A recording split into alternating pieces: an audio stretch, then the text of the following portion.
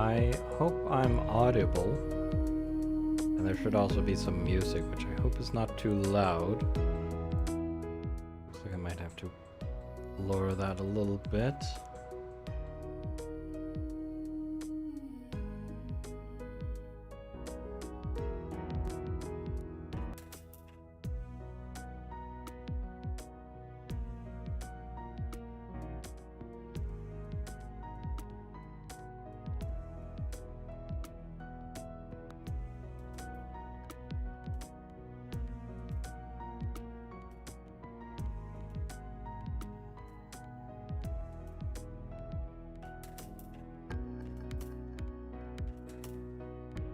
I also have no idea what the delay is.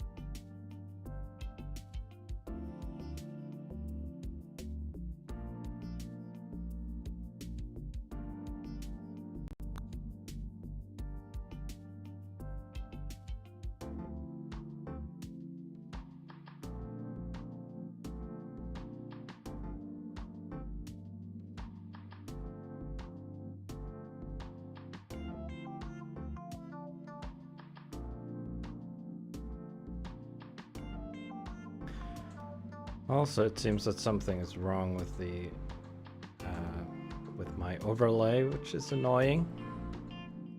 I would have liked to test that, but it seems the connection to the restream chat is not working for some reason, and I don't want to.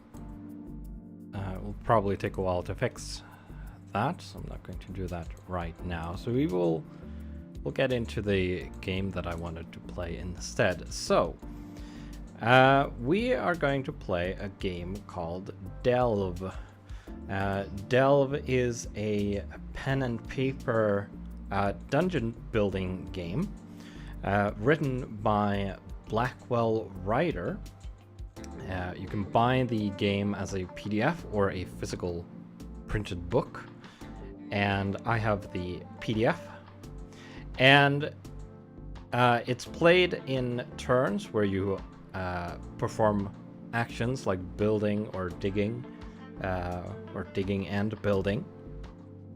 And you may encounter things, certain natural formations or monsters and things like that. And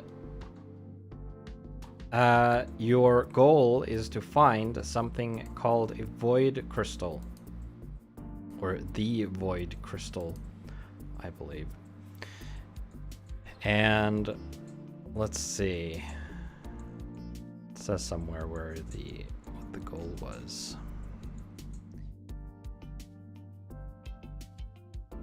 Yeah. Your goal to find the void crystal, a mysterious gemstone that the Underking has tasked you with retrieving. And probably we're going to lose before that happens, but we'll have to see. The game is mainly played with a deck of cards, which you draw cards to determine what happens.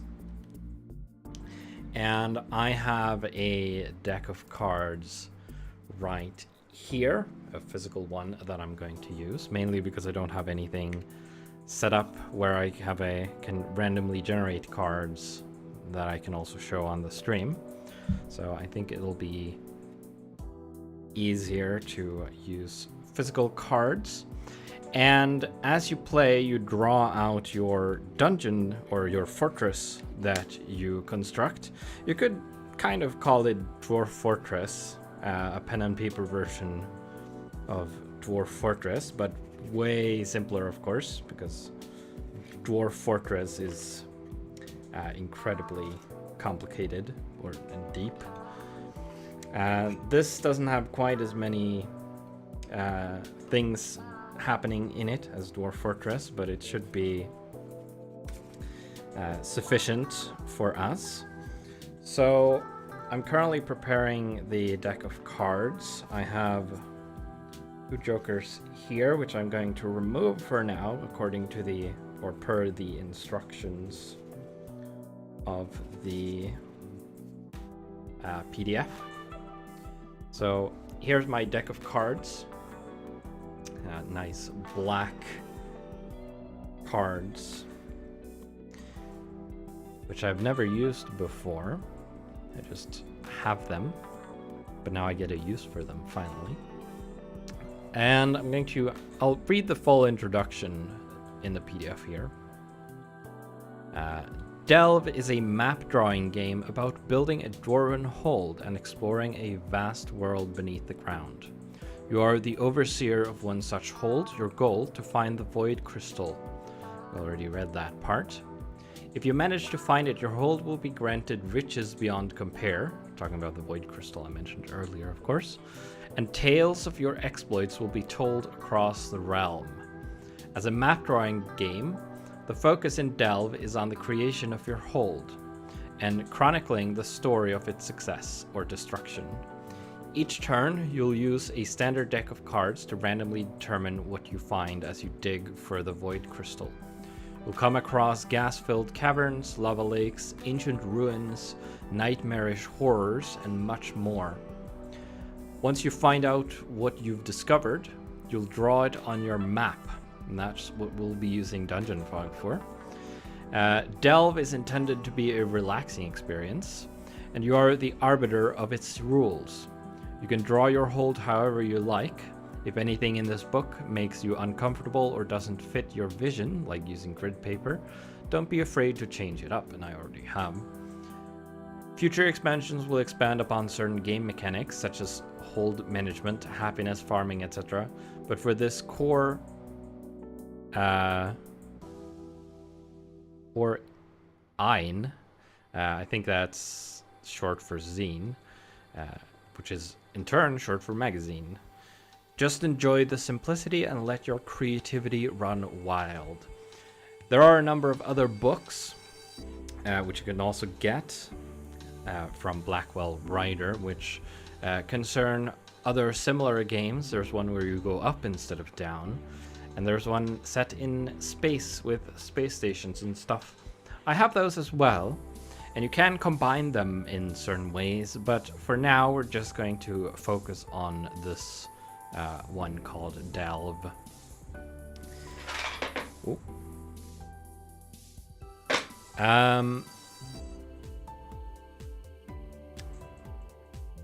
Yeah, that's basically the introduction. What you'll need to play, pencil and eraser. I won't do that because I'm going to do most of this digitally, of course. 1-inch grid paper. I'm going to use DungeonFog for that. Notepad, also again digital, and a deck of playing cards, which I have. A bunch of tokens like coins or dice or buttons. We're again going to use DungeonFog for this to keep track of units and monsters and stuff. So, starting the game. We need to draw a stairwell at the center of the top row of the grid, and this is the entrance. And I have represented this as this room we have here with the the braziers in it with fire, and a door. And we're going to use this room shape for most of the rooms in general. And I have created a template of this, which I called empty room.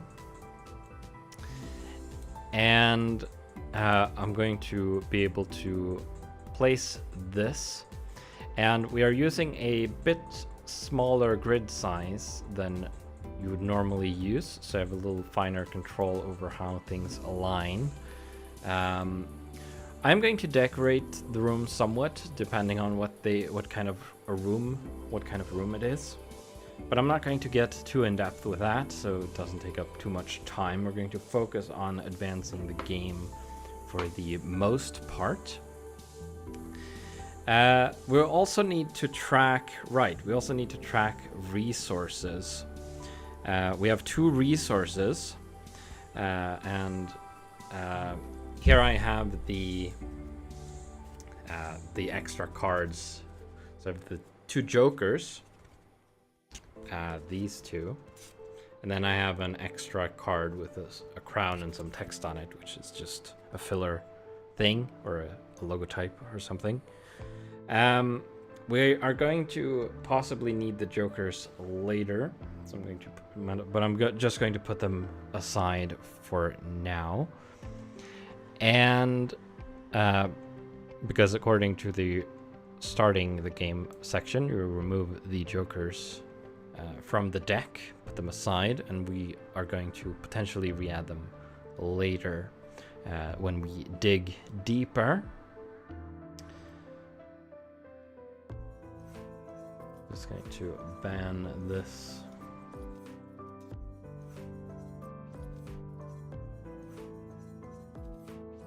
Spammer. And let's see. Right. The resources. So I think what I'm going to do is I'm going to create a text file. Come on.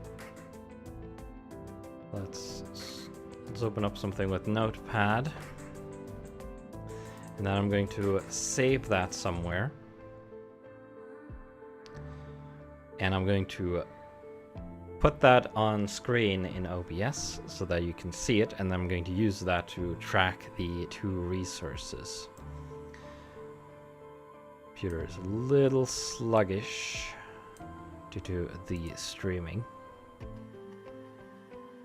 I'm sorry if this takes a little bit. We'll just call this file stream notes. I'll save that. And we have the resources are resources and trade goods.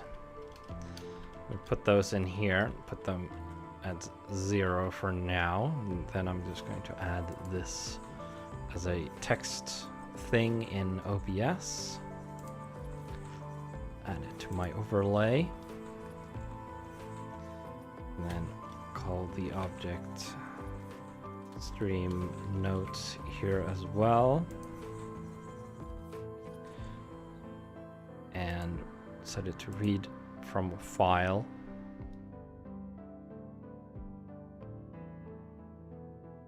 I'm going to go to this file I created. Stream notes there. There we go. It's a little big, possibly. Shrink that down. And because I don't have a chat widget, we can just put it down in the corner here.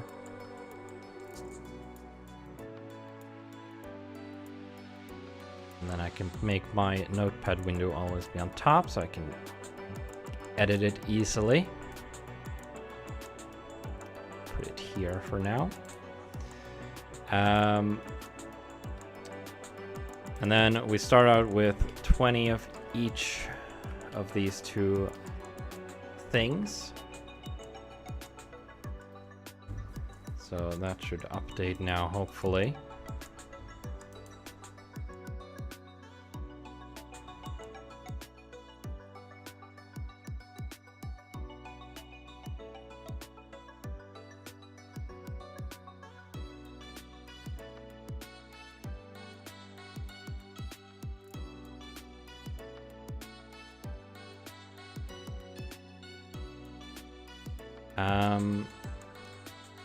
The next step is section in Notepad to track units. We're going to use tokens for that though, track them on the map. And it says we start with 5 soldiers. So let's add some soldiers. We'll find a good token for that.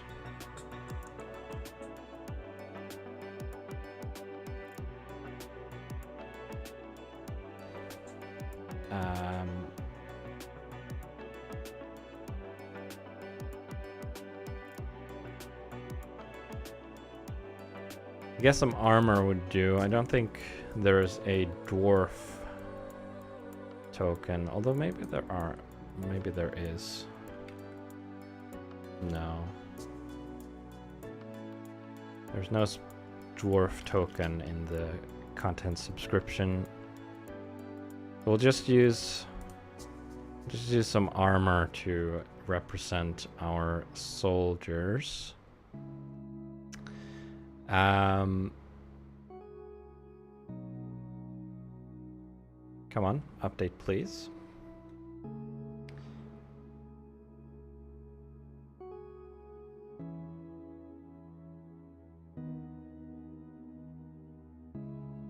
There we go. That looks pretty good. We'll call it soldier times 5.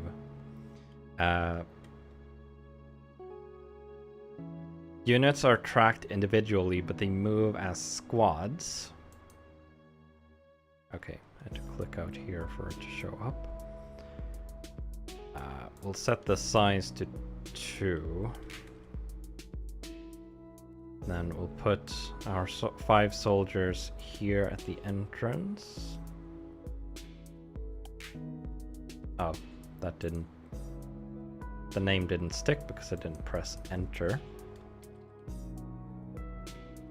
Press enter this time. That text is a little big, so we will shrink that down to 8 maybe? No, more. Oh, did not mean to do that. Back. Reselect that. We'll go even lower to 4. That kind of works. We could get it further down, but that will do.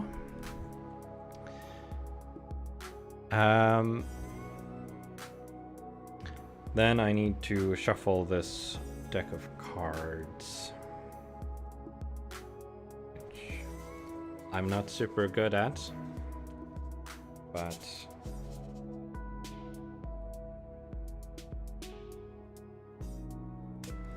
I also do not have a good surface to do it against, so I'll have to do it in the air. That's kind of why I wanted to have a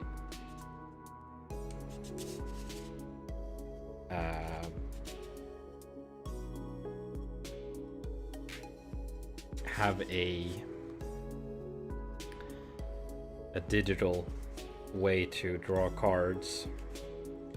I might want to build that into my overlay at some point, along with a dice roller and stuff. I'm probably going to do that next, once I've fixed the chat integration.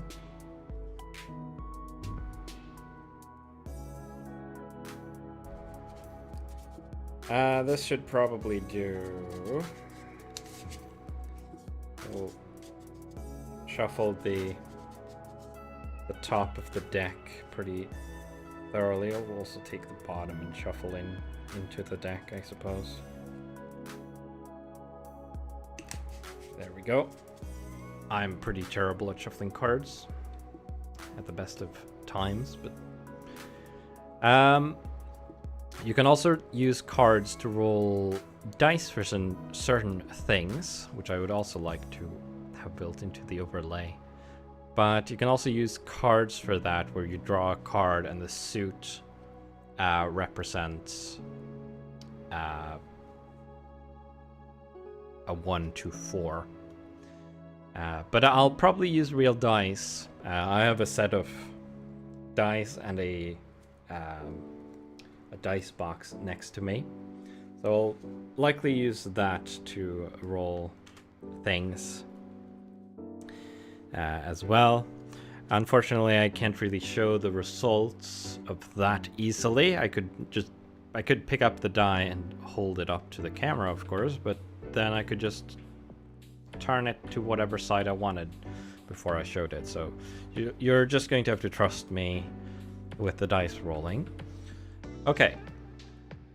So the game is divided into turns, and each turn we will choose a grid space to explore. Now, a grid space in this case, in this game, is an entire room. It's not one of these squares on the map grid I have here. So we're going to dig out a new room, basically, and we will draw a card to discover what is there, if anything, and hopefully we'll find something good and not something terrible.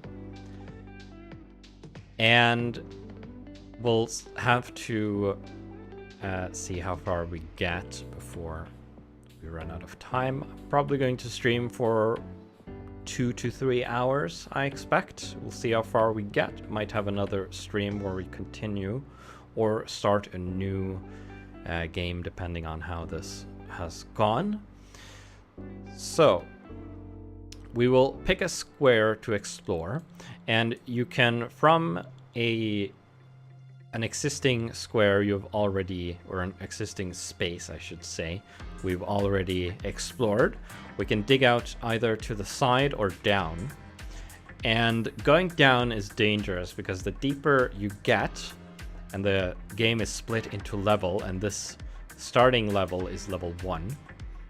And the deeper you get, the more dangerous the monsters get, and if we get too deep, we'll mix in the jokers in the deck and things will get even more dangerous.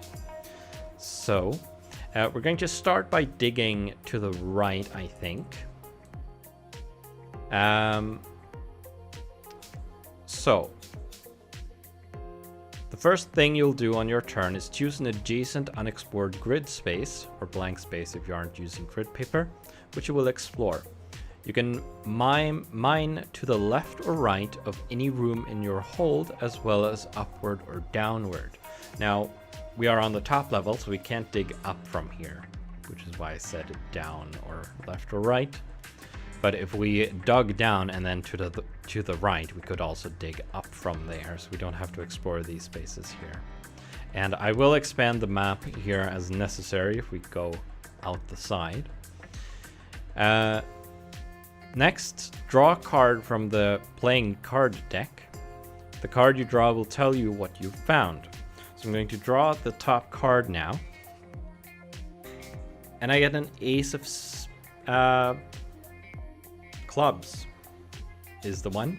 I'm not very good at card suits either. There's the camera. You can see ace of clubs, which might not be very good.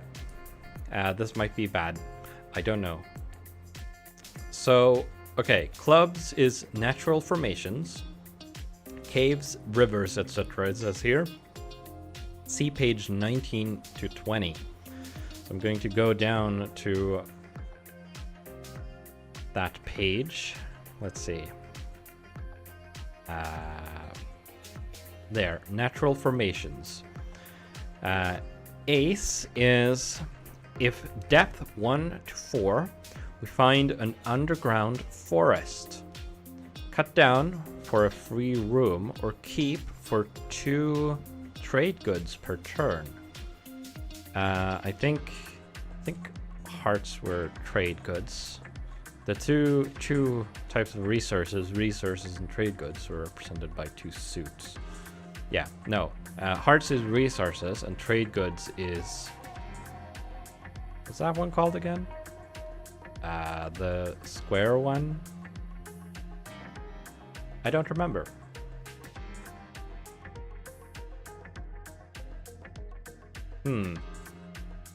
Well, the one with the square. The diamonds. That's the one. I am stupid.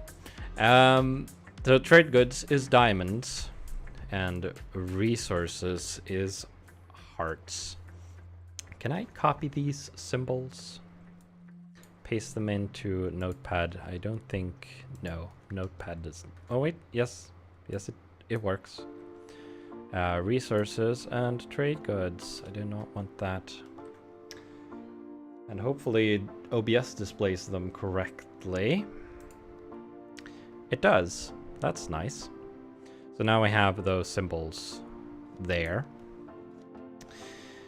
Okay, so first thing, we're going to place the room template. So I said I was going to dig to the right, so I'm going to respect that. So we're going to take a room template, and then we're going to modify it a little bit so we can tell what it's supposed to be. So we're going to put it up against our existing room, our entrance. Then I'm going to hide the walls because we do not have any barricades or anything there yet.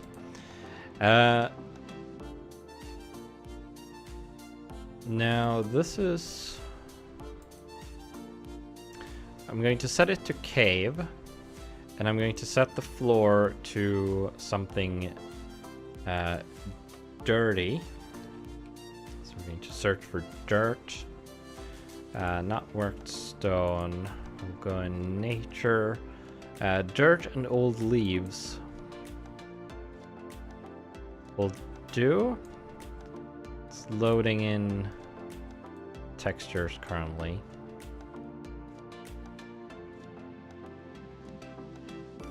Now I don't know what to do with a card after I've drawn it.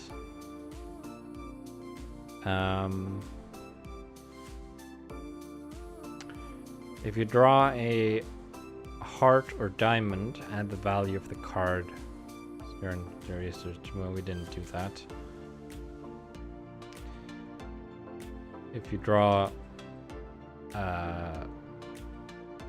clubs, you have found a natural formation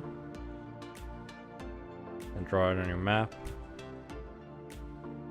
Spades, we did not draw. After you've resolved a card, shuffle it back into the deck. I don't know what I want to do with that, though. Do I want to shuffle it back? I guess I will do what it says. I'll put it towards the bottom so I don't get another ace too quickly. Put it in a little... I guess I could just put it at the bottom. Maybe I should make a discard pile, and then just when I've drawn all the cards once. Well, actually, no, I don't know.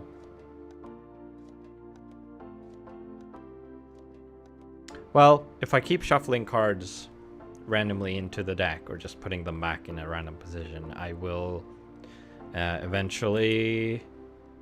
I'll put some cards before this one and some cards after, so I guess it'll be pretty random. Not sure I like this texture, but we'll go with it anyway. And we'll put some trees in here, and I think we will keep the forest for now.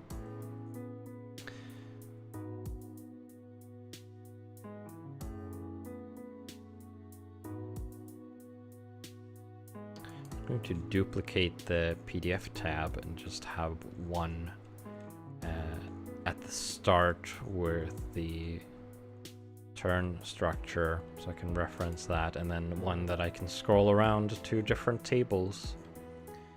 Cut down for a free room, but we don't get anything from it. Or we can keep it to get 2 resources per turn. I don't think we get anything this turn though, because it doesn't say.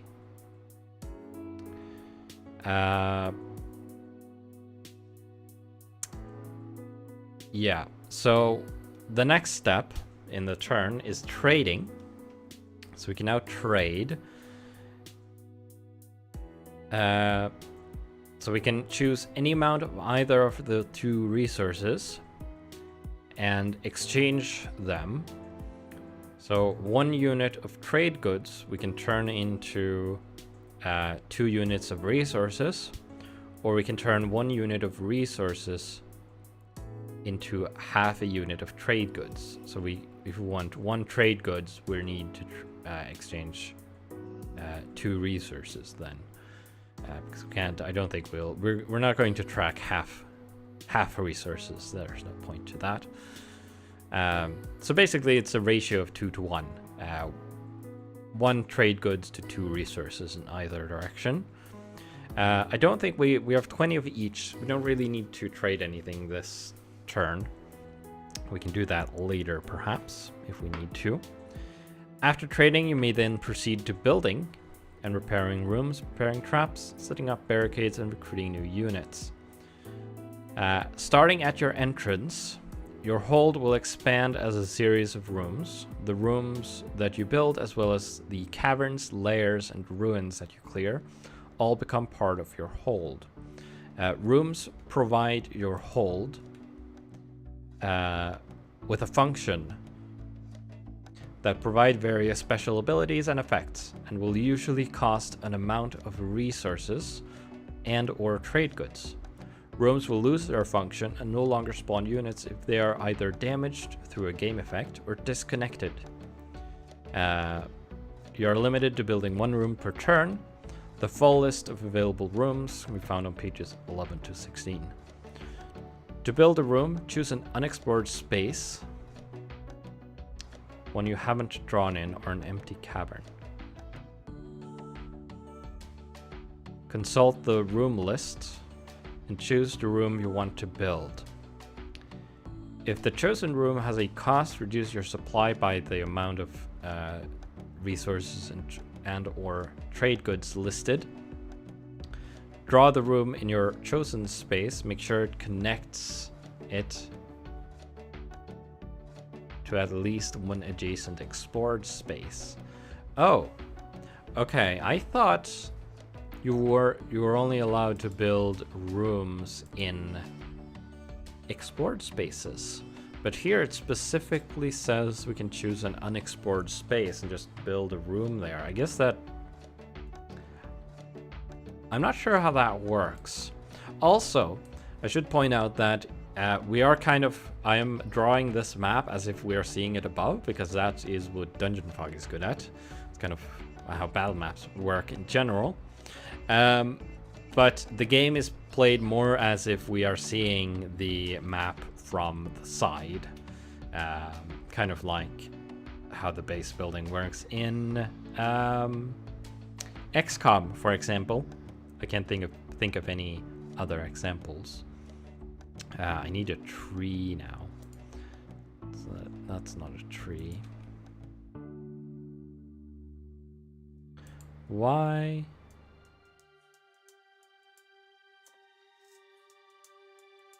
Okay, there are some trees. Here they are. These are what I was looking for. We'll place some dark green trees in here. We can randomize the rotation and the scale. Scale wants, let's go 110. We'll just place some trees in here. I think one of them disappeared. I'm pretty sure I might have placed it too quickly. Okay, that will do. I think I want to reduce the opacity of the grid further. Let's do 25%. There we go. That's a little better. Okay, so I guess we are building a room next. I'm going to build it to the left of the entrance.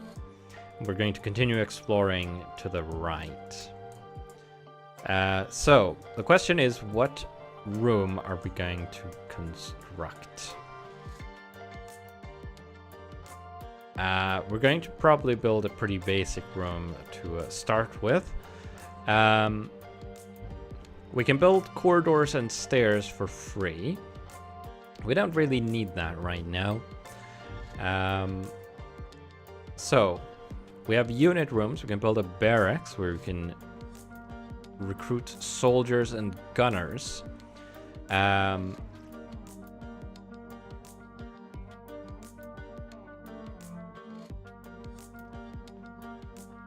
Each barracks can hold 10 soldiers or 5 gunners. And I think that means that the soldiers live in that room. So once we have recruited 10 soldiers, that barracks cannot support any more soldiers, and we'd have to construct another set of barracks. It also says that soldiers and gunners cannot share the same room. It says they cannot share a grid after an ancient smear against rifles. So I guess they don't like each other very much. So we'd have to have a separate barracks for the gunners if we wanted them. There was a table of units. Yeah, here. So soldiers have a strength of 5, and they cost 5 trade goods to recruit per soldier.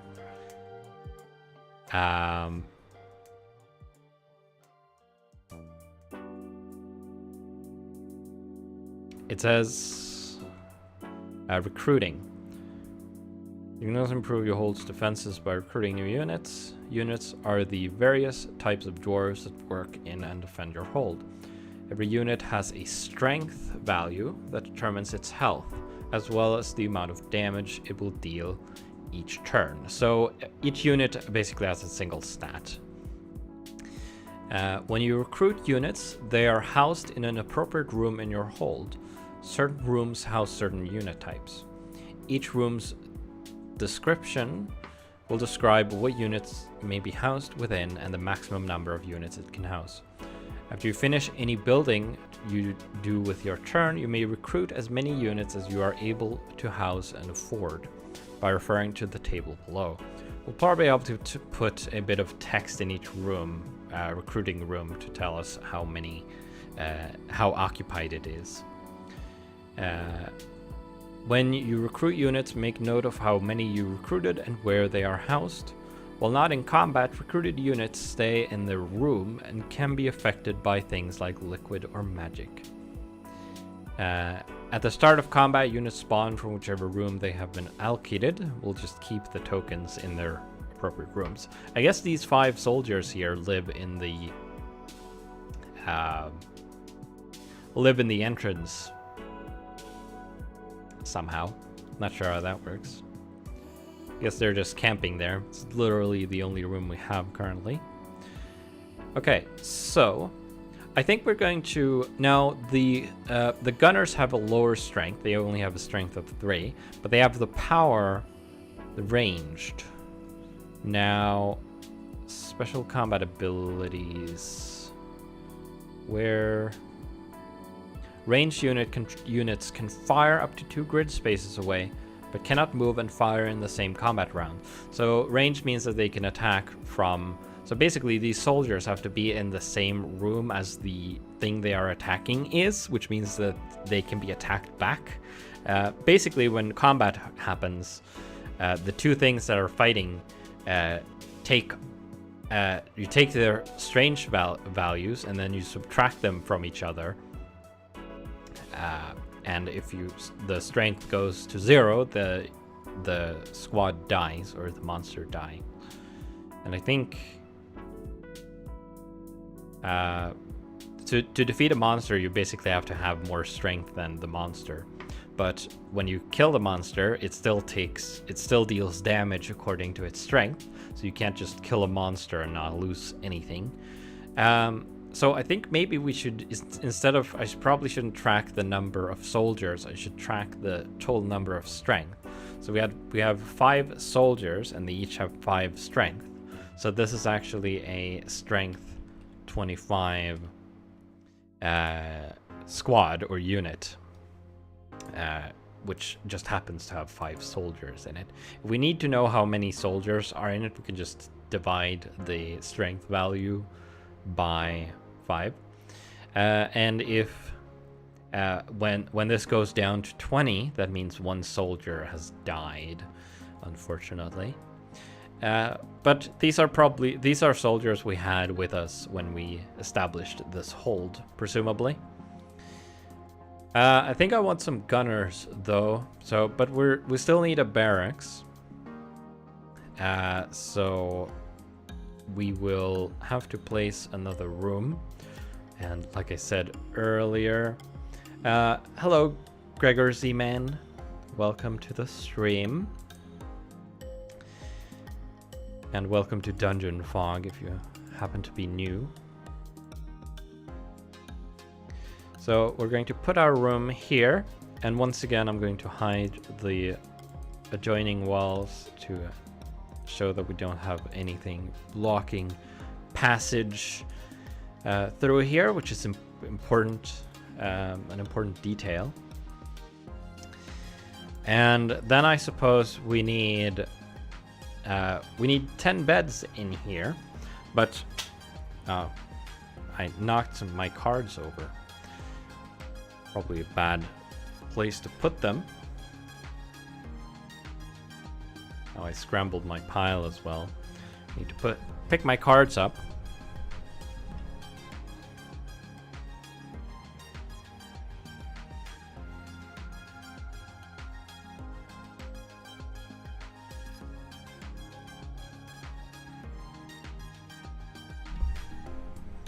There we go. Pick my cards back up. I also have a dangling headphone because my headphones broke, which is great. Happened the other day, and I don't have the tools to fix them right now, but I've ordered them. So I knocked down 4 cards. I think I pulled off the top 4 cards. I'm going to just put them back somewhere in the deck because they were pretty terrible cards. I'm going to try not to knock them over again. Right, beds. Let's find some beds. We're going to pretend they are bunk beds, I was about to say before I knocked the cards over. So I'm just going to place 5. It's just going to be a bit of visual flair. We're just going to put in some text later. That will tell us how occupied the room is. We aren't going to actually use the beds for anything. I just want to decorate the rooms a little bit. Here we have a bed. We can put the random rotation to maybe 5 degrees to -5. 5 degrees. And then we're going to put 1 bed there. Oh, I don't want to randomize the scaling. Put it back to 100%.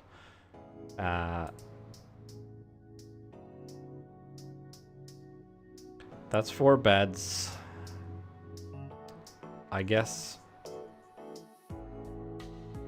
we'll put the 5th one down here. Then we should have some weapon racks.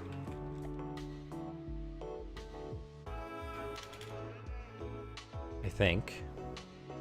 Somewhere. Yeah. Here we go. Put in some weapon racks.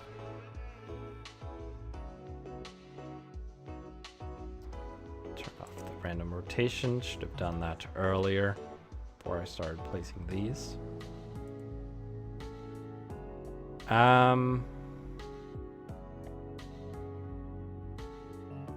Right.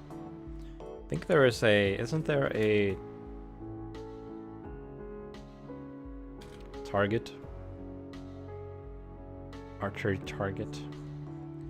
We are going to, this barracks is going to be for gunners only, so it makes sense that they would have some targets in here, I think.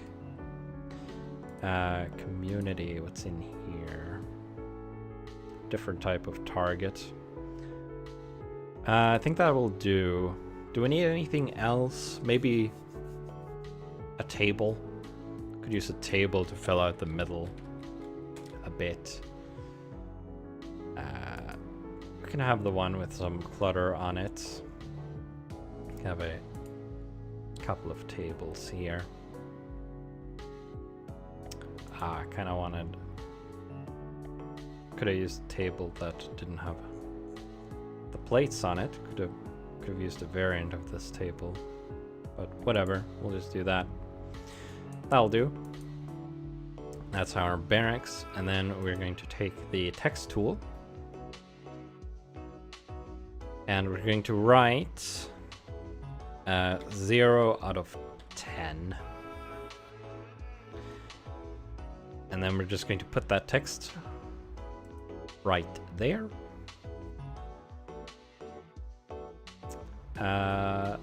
Looks pretty good. Center line, which is nice. So now we have constructed our barracks. We also need to subtract the cost of that. And I think costs 8 resources. So we will have 12 resources left after constructing the room. That should update pretty much immediately, but there's a delay, of course. So I keep pausing and waiting for it to update on the stream, but I won't see that for a while.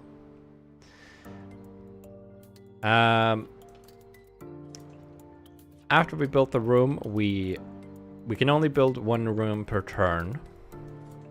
We can repair rooms if we want to, but we have nothing to repair at the moment. We don't have to build a room, by the way. We can skip that if we want.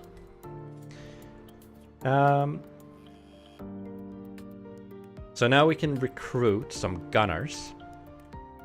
They cost 5 trade goods to recruit, so we can recruit at most 4. That would cost all our trade goods though, so I'm not sure I want to do that right now. I think we'll recruit 2. Seems like a good amount. We need to find a good token for a gunner.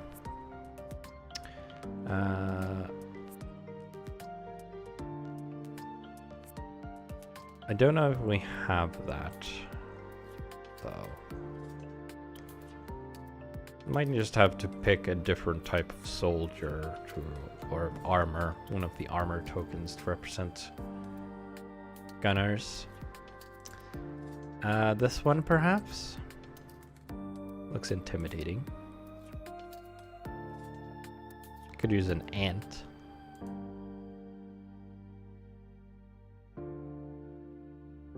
I don't know. Don't know which one I want. Is there just like a... I wish there was some dwarf tokens, just unarmored dwarfs.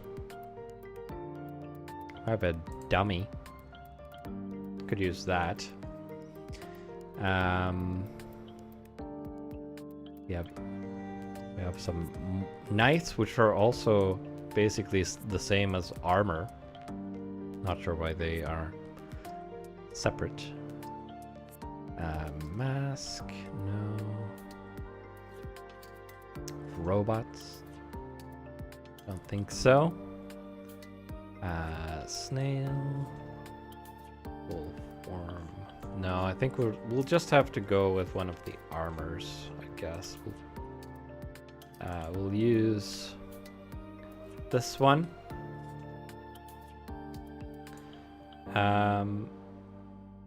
So we're going to put them in here. And I forgot to write in the names. We're going to write Gunner Strength.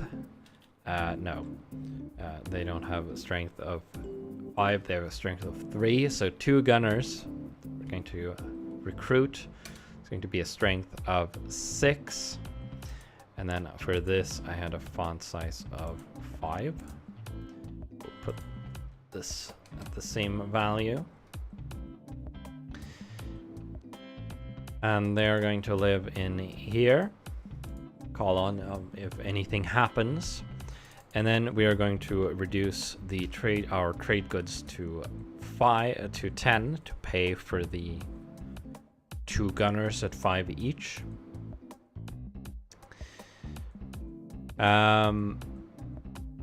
There are more interesting units that we can perhaps recruit later as well.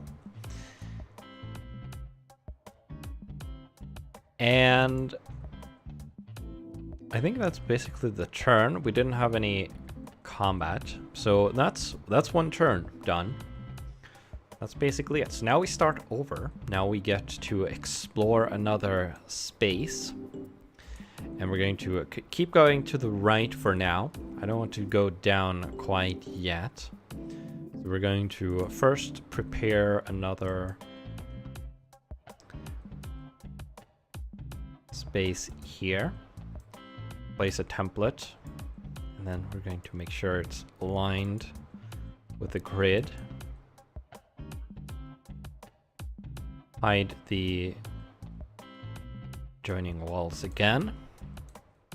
And now we draw the next top card, which is not actually the next top card because I knocked 4 of them off, but it is the next top card now. And we got a Queen of Clubs. Right there. Queen of Clubs. There are some issues with my green screen setup. The color keying. I know that. I've moved things around since I last streamed and I haven't calibrated things.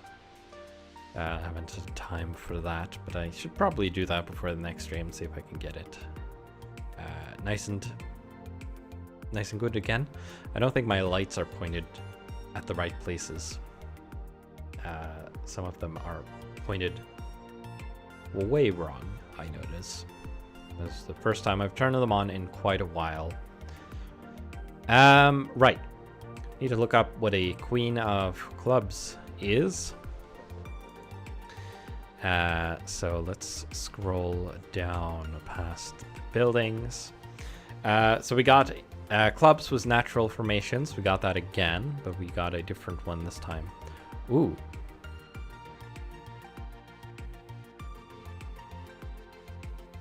Huh. Environment suitable for a large creature, 40 strength. 4 grid spaces. Creature will not leave here unless attacked, but will attack anything entering its lair. We discovered a lair. That's a bit unfortunate. So it takes up 4 grid spaces. So what I'm going to do is I think I'm going to... First, we're going to need to expand the map a bit. Let's add 10 in this direction. That should fit another... Well, let's add 10 more for now. And then what we're going to do is we're going to roll a die to determine... Because we need 3 more grid spaces, which we are going to expand this layer into. We're also going to make this a cave.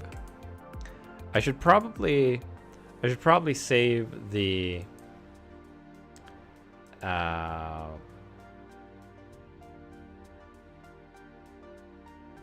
going to save this as another template.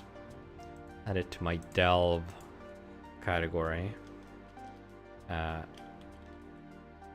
going to call it natural room, so I can more quickly place these unprocessed rooms. We'll just use this dirt texture as a background because it's nice and it's distinct enough from the stone texture. So let's open up the dice box. I'm going to turn the felt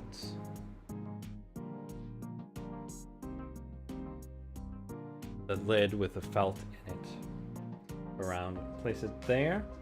Of course you can't see any of this, but you'll have to again trust me.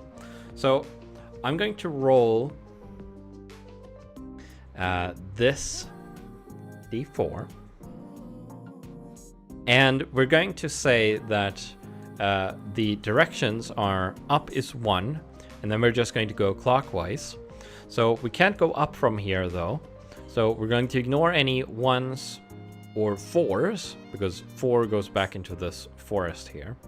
So we basically, from here, we can get a 2 or a 3. If we get a 2, I'm going to keep rolling until I get a 2 or a 3. If we get a 2, we're going to expand into this direction. And if we get a 3, we're going to expand downwards. And then once we've done that, we're going to, from there, roll again. And the directions are going to remain the same. But if we end up down here, for example, we're going to ignore all 1s and have a 2, 3, or a 4 to determine the direction. And so on. We're going to do that 3 times until we have the 4 tile room. So, first roll. That's a 1. We're going to ignore that. That's another 1. That's another 1. Shake the die a little bit.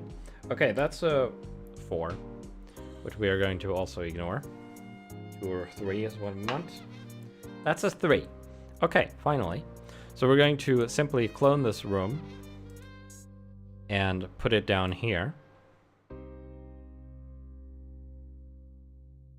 Oh, wait. Well, I can actually just easier to unhide that wall. I was thinking I was going to. Oh, actually, my template has this wall hidden as well. I did not consider that. Okay.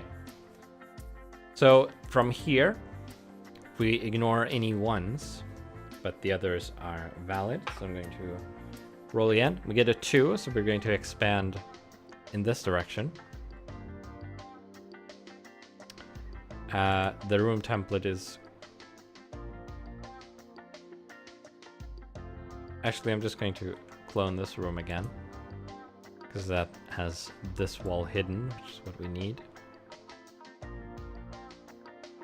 We're going to try to grab it and put it in the correct place. Then we need to also hide this wall here. And the final roll, that's a 4, which goes back into this room, which we cannot do. That's a 2. So another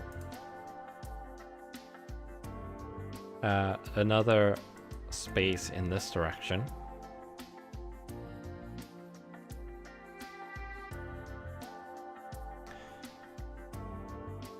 Then we also hide this wall.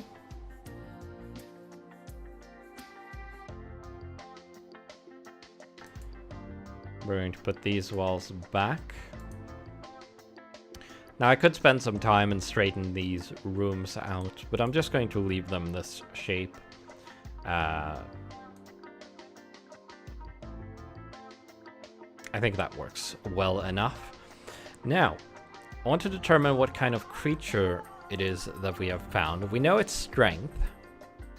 It's a 40 strength creature.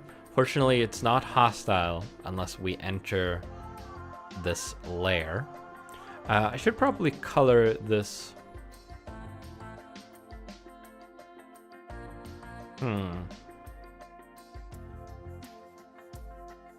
Or maybe I should just make this one big room.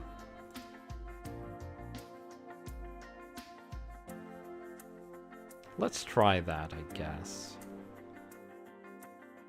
So let's get that. It's going to be a little tricky. We're going to stay within, we're going to leave a 1-tile margin around the room still. So it's going to be like this.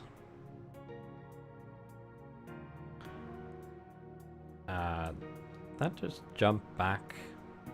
That was weird.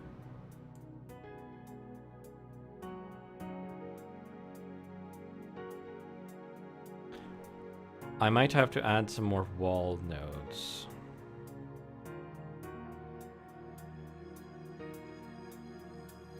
But it's basically going to be like this.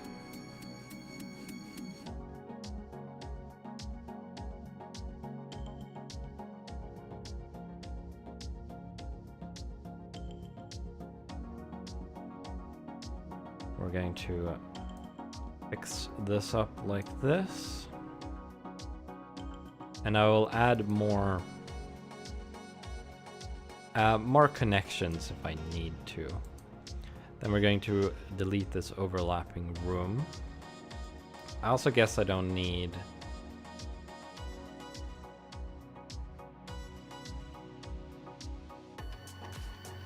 Well, we'll leave this. We're probably not going to go out from here any further because we don't want to disturb this creature. Let's determine what creature it is. There was a table somewhere for that. Had some creatures in it. Which was one of the things you could use dice for. Monster and item prompts. Large creature.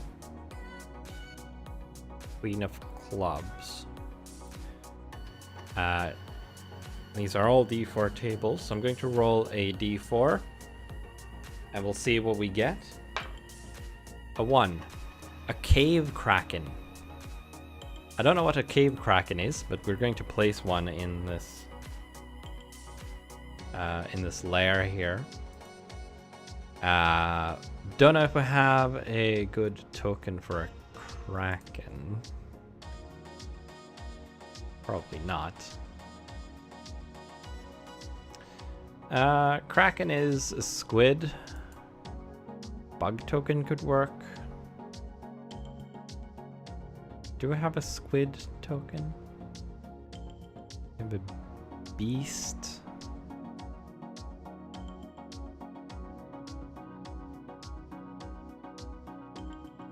Tentacle. There's a tentacle. That could work. That could represent our kraken. I think we're going to just go with that.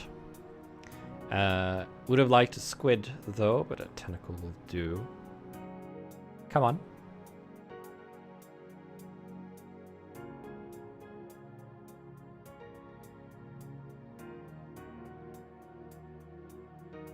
Don't know why it's not loading the actual.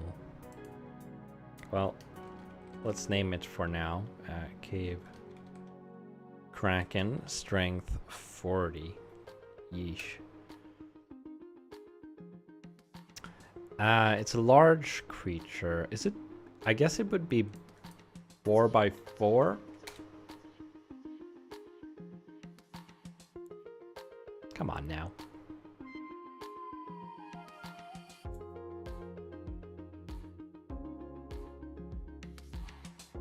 Then we also need to set this to 8, I think, the font size. Why are you stuck on this? This is weird.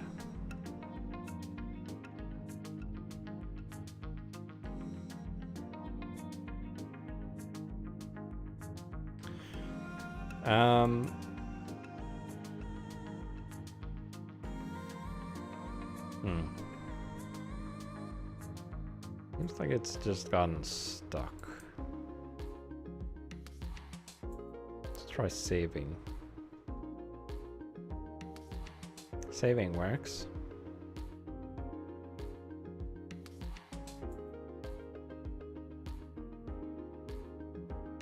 Just going to reload the editor. If we can get it unstuck. We'll see. Also, will also be interesting to see if it actually placed that token or not.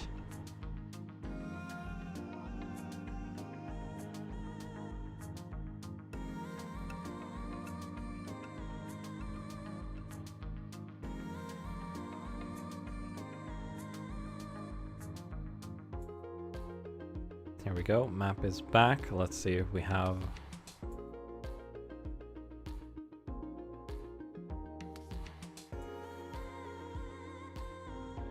our token. Well, it loaded the icon this time. I don't want a stone background on this, so you can actually see the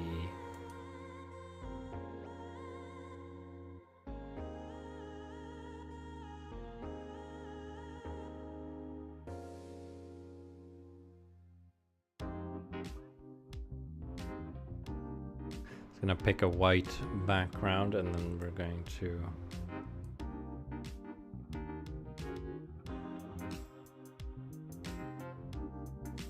make it black. Let's try this again. Cave Kraken, strength 40.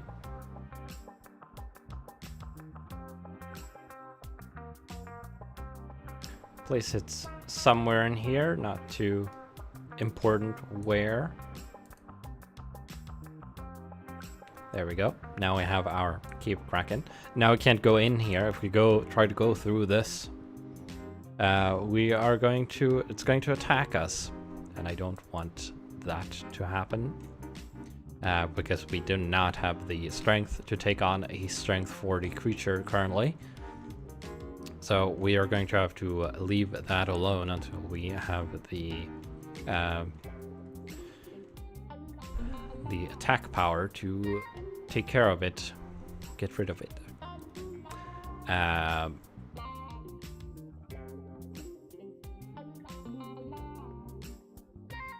Where was I? Oh yeah. We could decorate its lair a bit as well. I'm not sure what a cave kraken would live in. What kind of environment a cave kraken would live in. Probably I'm thinking wet, but it's not a lake. That's a separate thing, or an underground river. Those are all their own separate things. Although it did say environment suitable for a large creature. It could be a lake, an underground lake. I don't know. Should this be a lake?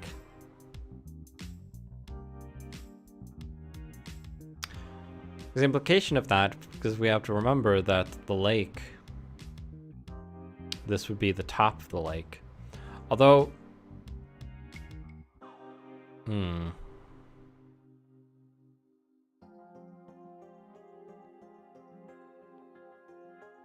I don't know. If you dig into a lake or a lava pool, or a magma flow as it's called,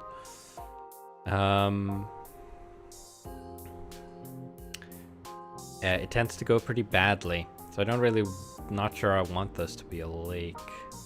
It could just be a wet cave. Possibly. Do we have any stalagmites or stalactites? Here we go. This is good.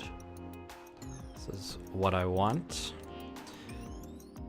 These headphones are really uncomfortable right now because the attachment point for the headphones is resting against my head where it shouldn't, instead of this soft earmuff thing. So this is not ideal. Can't wait until I get to fix the headphones. Let's randomize rotation again and scale. We will go from min to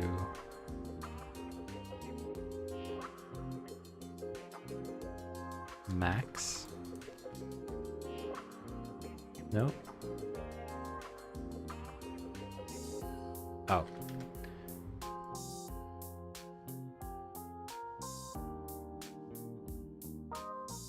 Wait. Okay.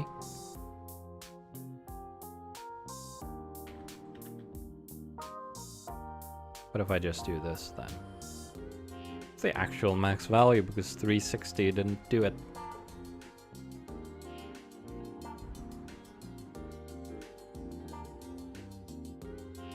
Okay. 359 then. Guess that will do. And scale, probably not that extreme difference. We want 20% variance.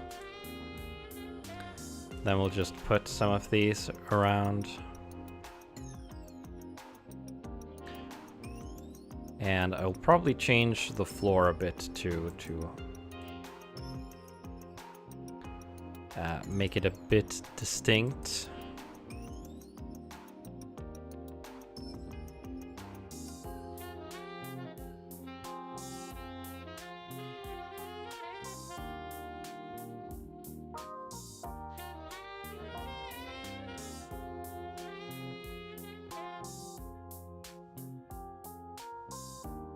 Something like this should do.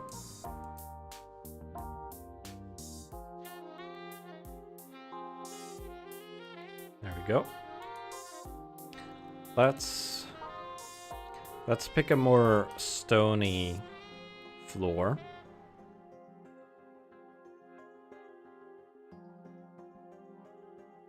Instead of a foresty one. So natural stone, cracked natural stone, perhaps?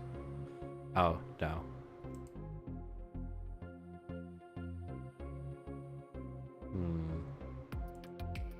Natural granite, maybe? We're gonna need to rotate a little bit because it's too gritty. That'll do. And then, because I don't like this transition here, we're going to paint that with a brush. Make that a bit bigger. Big softness on that. Ooh, that's a little too big. Something like that.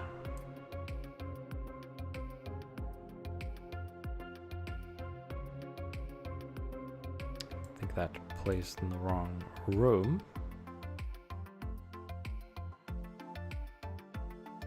Ah. Not sure what happened there. To start, make sure I start in this room.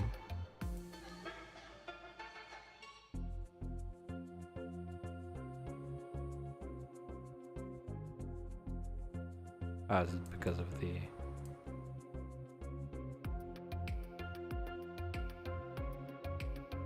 No?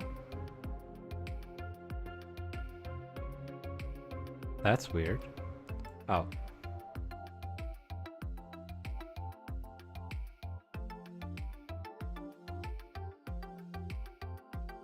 No?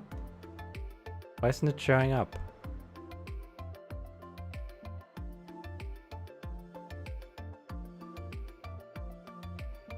That's strange.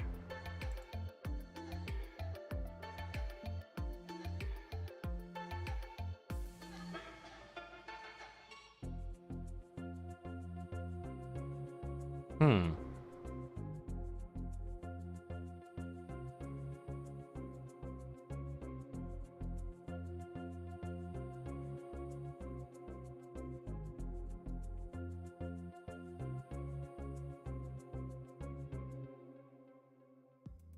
It's very odd. Okay. We will skip that then.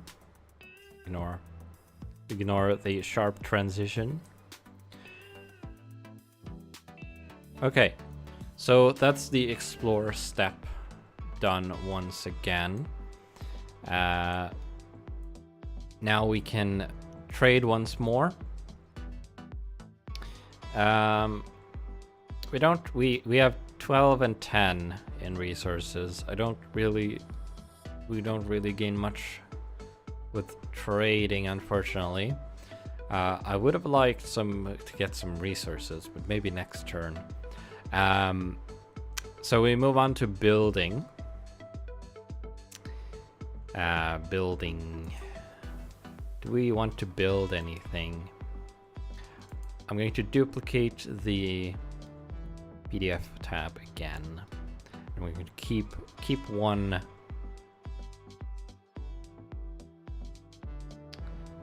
Keep one tab at the building page. Okay, so we built a barracks. We can also build a cannon outpost, which can recruit cannons or cannoneers. We can build a forge. Well, we could if we had the resources for that. We cannot afford that at the moment. We need that to build traps. Can also house a cannon in a forge. We can build a mason, but that costs 20 resources, which we don't have. Inn costs 30 plus 10 trade goods. Kennel costs 5. We could build a kennel. We could also build a laboratory, only just. There's a library, which we cannot afford, costs 15. Prison costs for 30. Oh. Buffing rooms. We can build dorms for 5 resources, which increase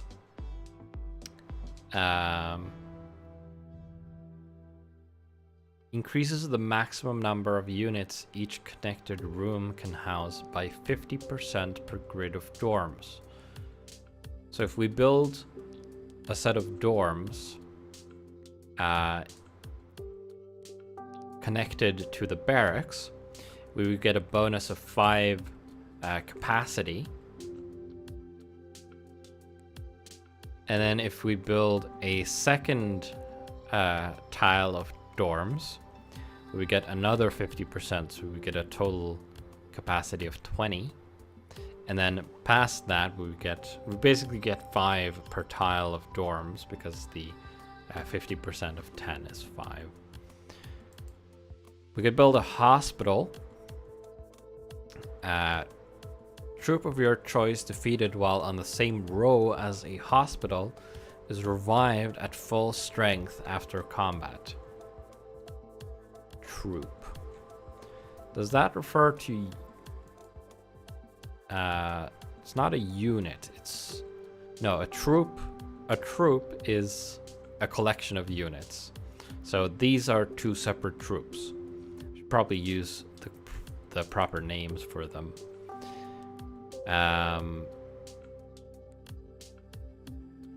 So we'd fully heal a troop, which is nice.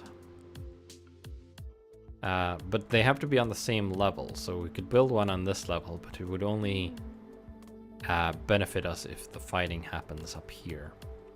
We probably don't want generally. We could build a museum. That's very expensive. Also takes up 2 grid spaces. Could build an overseer's office. Any diamond cards revealed when exploring in the same column as an overseer's office are worth double. So we get more trade goods for anything discovered below the overseer's office. Could build a shrine, which can either be a shrine of defense or a shrine of fortune. Shrine of fortune increases the value of all diamond cards by 3. Shrine of defense counts as a passable level 3 trap. Needs a cleric to activate the effect, though. That's also too expensive, costs 20 resources. Stockpile also costs 20. Storehouse also costs 15. Temple is expensive. Treasury is expensive. Infrastructure room, drawbridge is expensive. Elevator we could build, but we don't need at the moment. Pump costs 8. We don't need that. Build tracks, which costs 5 resources, but we don't need that right now either. We do have a track prop, which we can use for that, because tracks can go through other rooms. Then there are advanced rooms, which we can't. There are 2 of them. Inventor's Lab and Breeder. Both are very expensive. There's no way we will be able to afford them for a while. Then comes traps and barricades, but we cannot build traps until we have a forge. We could build barricades, but those kind of block paths, which we don't think we want to do that right now. Okay, so we've gone through all the buildings. We could build a kennel. A bit tempted to do that, but also probably better to save the resources for now. So we're going to build nothing this turn. And there's no combat because we're not going to enter this room. So we're going to move on to a new turn. I should also we're going to add a line in the resource file to track which turn we are on. This was turn 2. We're now going to move on to turn 3. And I need to reposition this a little bit.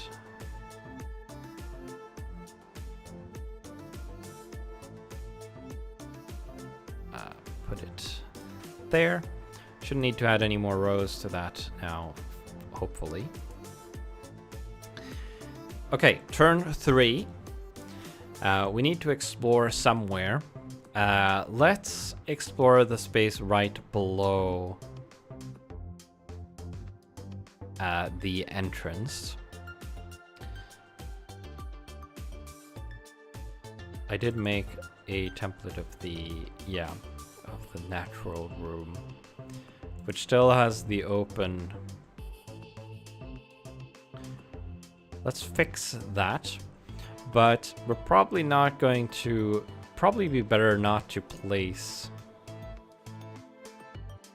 the room until we've decided what to do with it.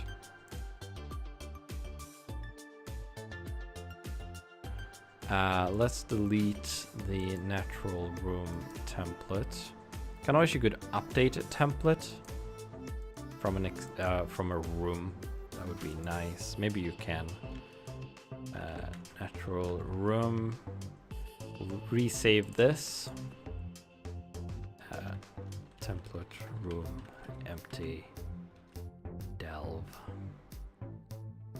Great. That. Then I'm going to delete this again because we might want to build something here. But first, let's draw a card. We're going to put this Queen of Clubs back in the deck somewhere first. Then we'll draw the next card on top. It is a 3 of Hearts.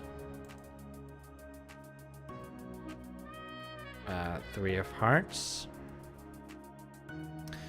Now, hearts is resources, which is good. Question is what?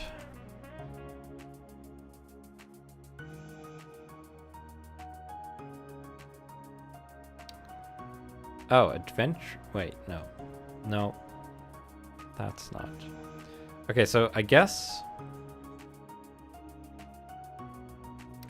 we just encounter if you draw a hearts or diamonds, add the value of the card plus your current depth to your resources. So we got a 3, and then we are at depth 2. So we got 5 resources out of that. So we go up to 17. Almost said 7. Once you do, feel free to draw an empty cavern in the space you chose to represent what you've just mined. Or if you prefer a slower pace, leave the space blank so it can be explored again. I don't want to explore multiple spaces or explore spaces multiple times. So we're just going to place a natural room there. Actually, we should decide if we... Well, no, I'm probably not going to build on this level quite yet. Let's put this card back. Put it in the deck somewhere.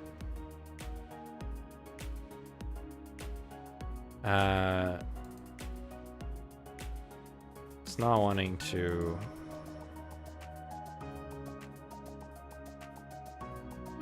There we go. Sometimes gets stuck not actually updating what's attached to the cursor, which is a bit weird. We'll place an empty natural room, basically a cave there.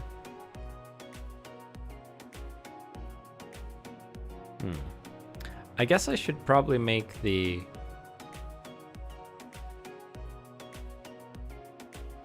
I should make the walls of all the rooms the same as the background. I don't know why I didn't think of that. That looks a bit nicer, doesn't it?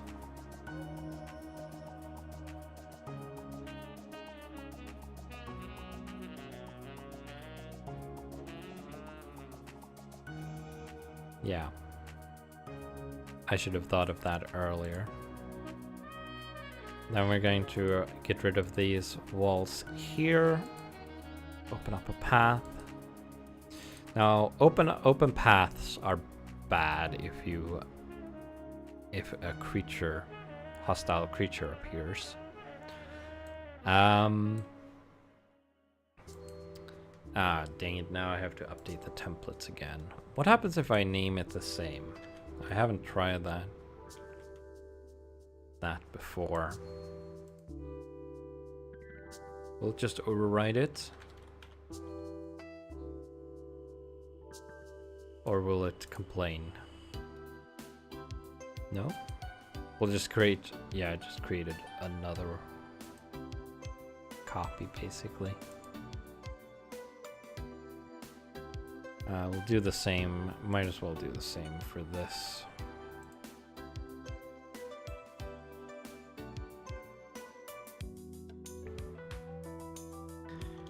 Create template, empty room. Delve category.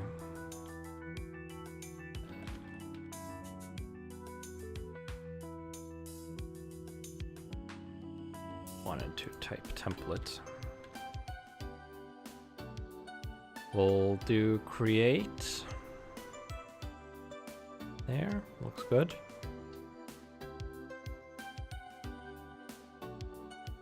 And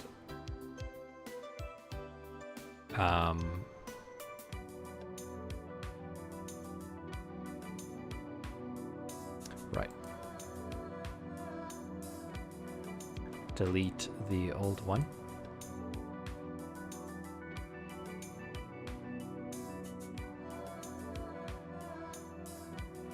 Call this room 2.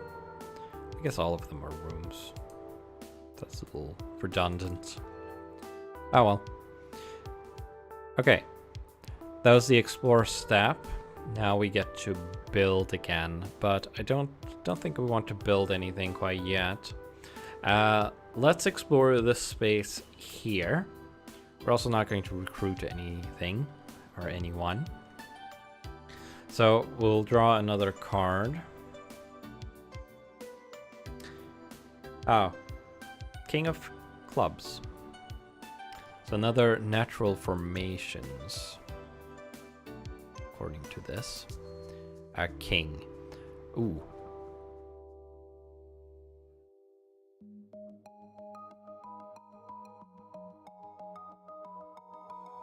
Well, I think we're basically doomed. King is a burrowing beast, 20 strength. Digs a tunnel straight up from this space. When it reaches one of your rooms, combat starts and it moves normally towards the entrance. Can be tamed, does not burrow. So we got a burrowing beast with a strength of 20. I'm going to have to refer to the combat page now. With a cunning hold layout, devious traps, and a strong force of dwarves under your command, you should have little to fear from the dark. But be under no illusion, Overseer. When swords are drawn, dwarves will die. Combat occurs when you discover an enemy in the space you are exploring, or when one or more of your units or troops become hostile. This pauses your normal turn until combat ends. To begin combat, spawn the enemy you discovered by placing a token on the space you explored to represent it. Your rooms that spawn units at the start of combat do so now. We don't need to do that because I have the tokens placed already. The discovery that triggered combat will give you the enemy starting strength, which was 20, which is not too bad. We can probably deal with that. We have our squad here of soldiers with 25 strength. But as you go deeper under the ground, they will get stronger. When spawning an enemy, add 5 to its strength for each level of depth. And it spawned here on level 2. We also need to place a natural room here, which is not going to be connected to this room here, because we dug into it from this room. Oh, right. I did it again. This wall is hidden. Dang it. Okay, fine. Let's fix it again. So now take this room. Reveal all the walls, and then we're going to save it as a new template. Again. Natural room. Category is delve. Tags delve. Empty. Template. Well, template is also redundant, I guess. There, these are all templates. There. Fixed that. I really hope I didn't do that for the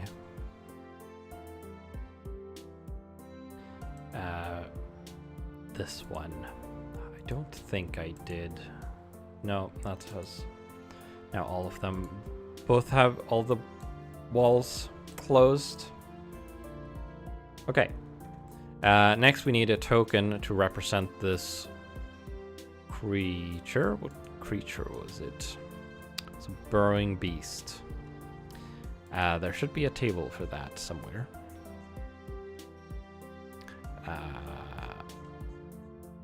Tell us what type of creature it is. Burrowing beast. We have a number of options there. Let's roll another d4 and see.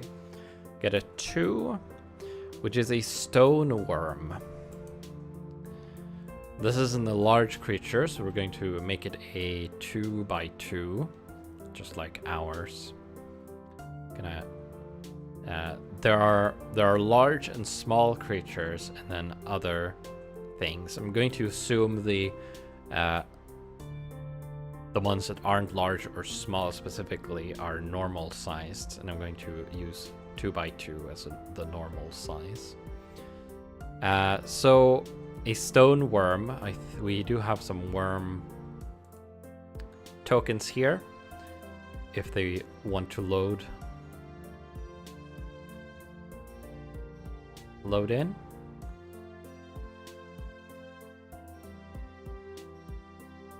This loading thing is acting very strange. Like it's restarting every time a token loaded in. But now we've got some nice worms. That does not look like a worm.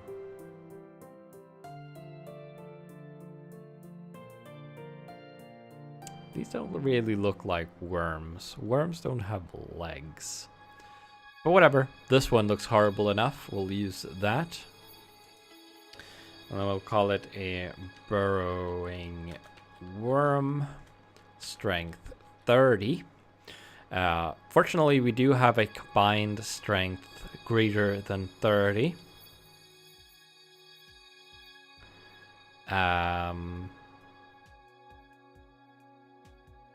We'll do that. We'll set the size to 2. Font size became 8. That's good. Then we'll put it in here. Yeah. No, it wasn't 8 I used. It was 5. Use 5 on all of these.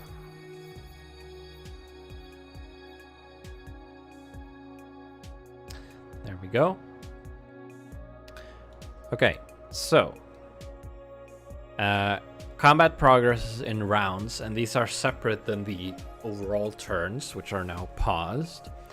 Each round, every unit and troop will move 1 grid space, then attack. But remember, that does not apply to the gunners because they can't move and attack in the same round. All enemies move first. You choose the order in which all units and troops will move, but make sure you resolve both the move and attack for each before moving to the next.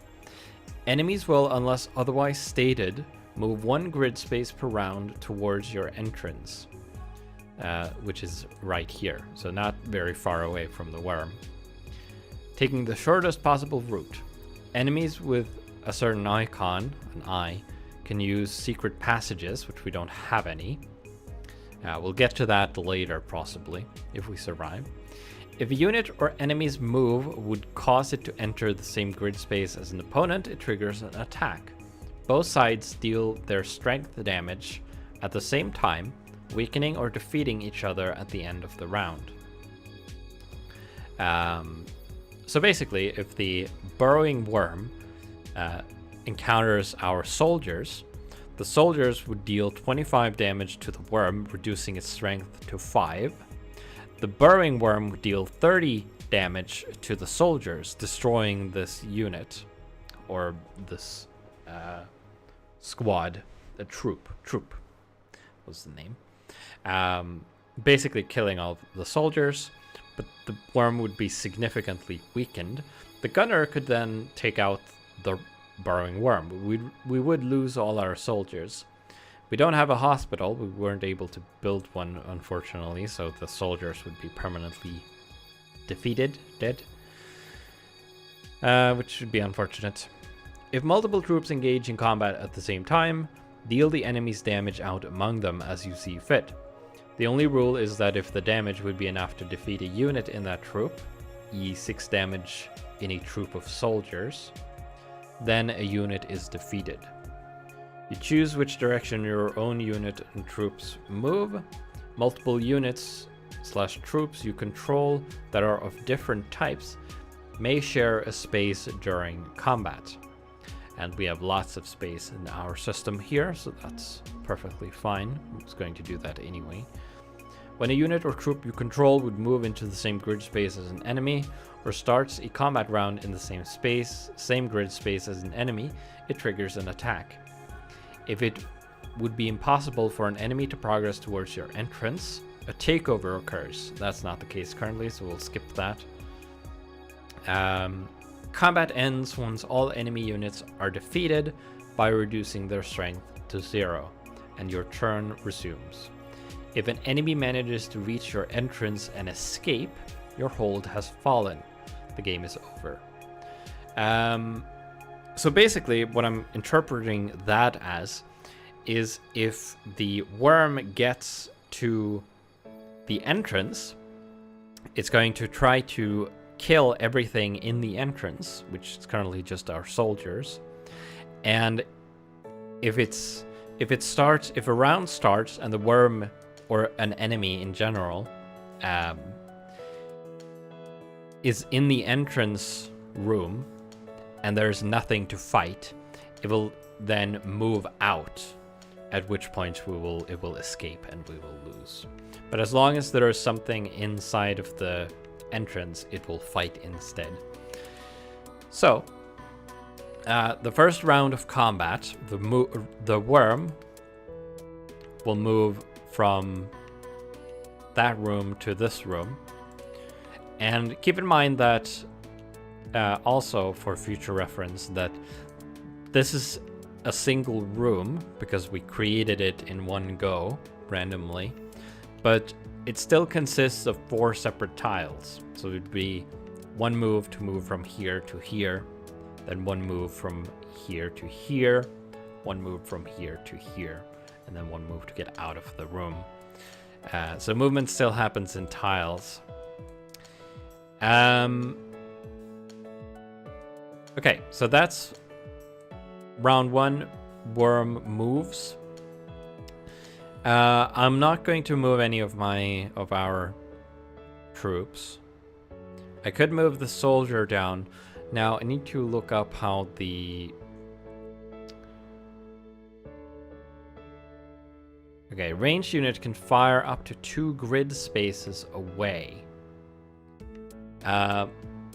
But it doesn't make sense that the gunners could fire through the wall. So we're not going to do that. The worm would have to be within line of sight to attack it. But it does mean that we're going to end the the combat round here. Next round, round number 2, the worm is going to move into the entrance, and our soldiers are there. So the worm is going to destroy the soldiers. We're going to put them outside to just keep them around. We can reuse the token later. The soldiers do, however, deal 25 strength damage. That's not what I wanted. 25 strength damage to the worm. Probably easier to just put the number.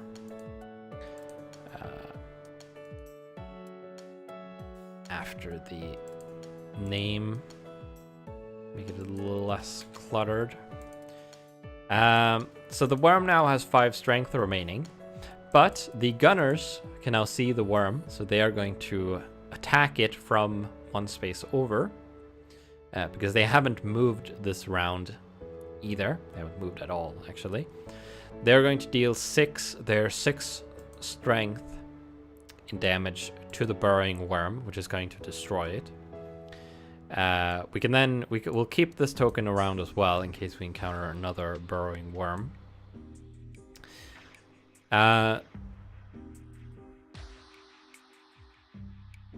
And that's basically it. So then combat ends and we resume our normal turns. So we didn't find anything useful in this space. Um, we could also play another way. There's a kind of a different way you could play this, and that is ignore the rule that says you can build anywhere and just we could play it in such a way that we have to explore a space before we can build in it. Not playing that way currently though. I might do that next time.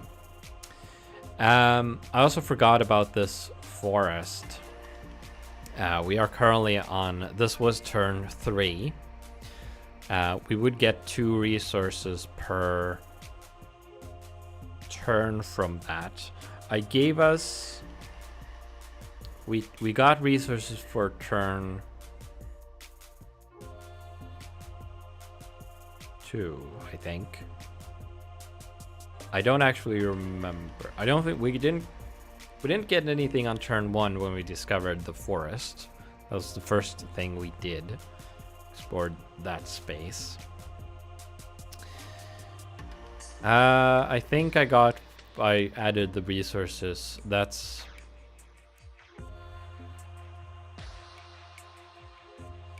Did that... Oh, wait, no. Hold on. The barracks cost 8. So we were reduced to 12. All right.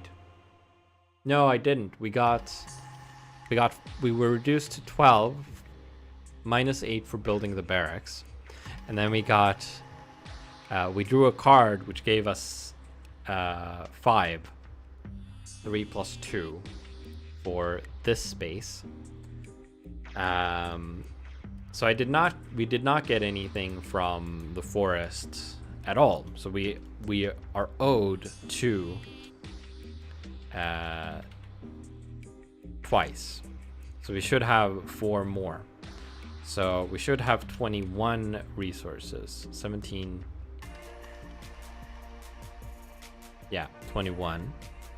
I'm going to add that. I'm also going to add a +2 after the resource tally to remind myself that we are supposed to get 2 resources each turn from the forest.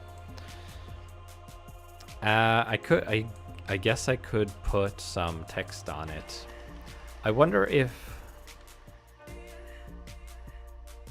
yeah, I can put that in there. Maybe that.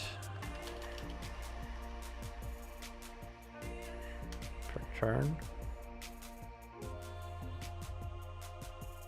Oh. Oh, probably this does not use the font selected here.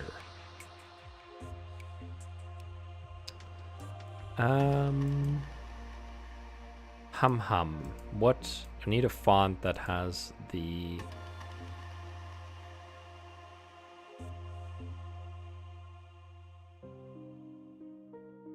card symbols in it. There we go. PT Mono.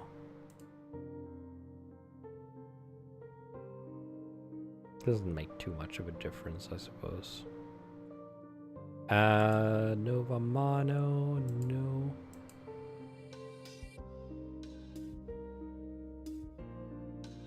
We'll go with Overpass Mono. I will favorite that for future use. We'll put that there in the room to indicate that we are getting those resources. And because it bugs me, I will change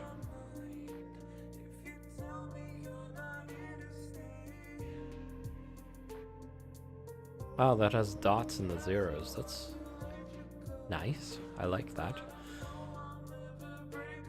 I have a lot of favored fonts, which I don't remember. Anyway, so now we have 21 resources and 10 trade goods as we are moving into turn 4.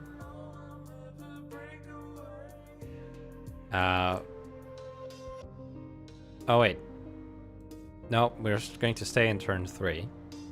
actually. We're going to look at building stuff first.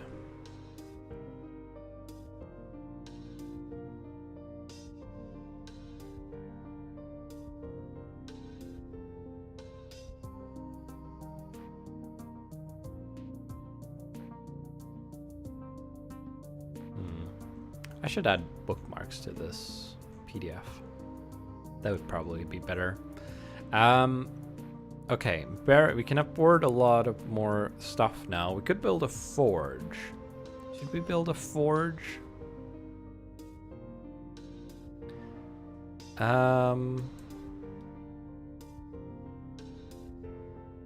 Could build a mason, which allows us to build barricades. We also had the buff buildings. There's a stockpile. Increases your maximum resource supply by 50.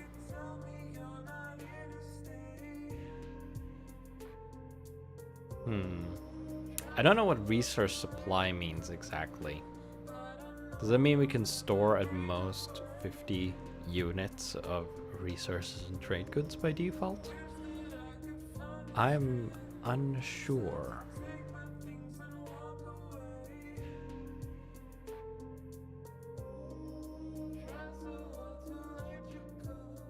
It doesn't say anything about it in the turn structure part where it says what the card suits mean.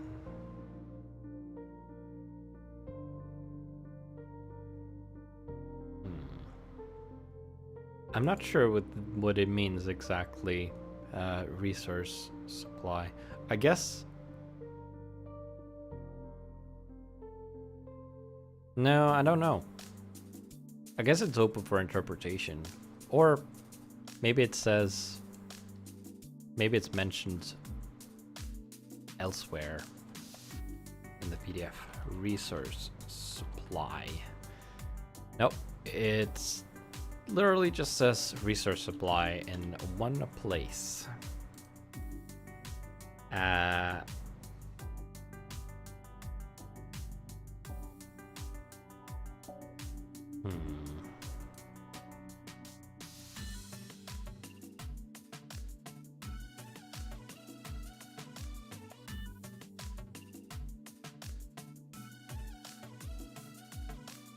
Nope.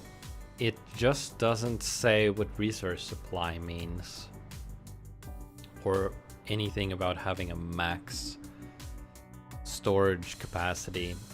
We could infer from this that since it says it increases your maximum resource supply by 50, we could assume that means that we have a storage capacity of 50 by default, and that this increases that by another 50. It also says that if you have more than 100 resources in your supply and you draw the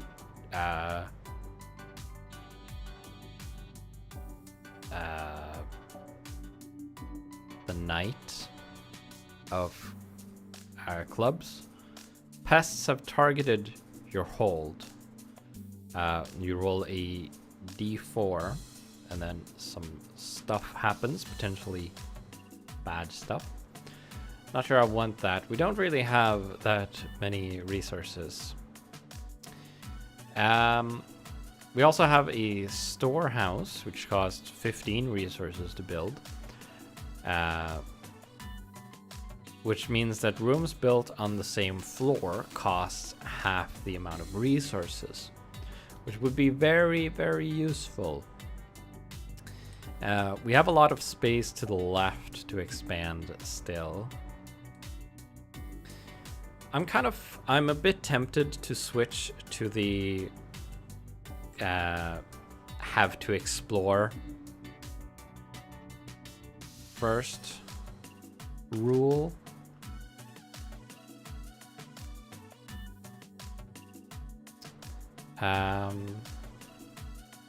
Because it seems a little cheaty, I suppose, that we can just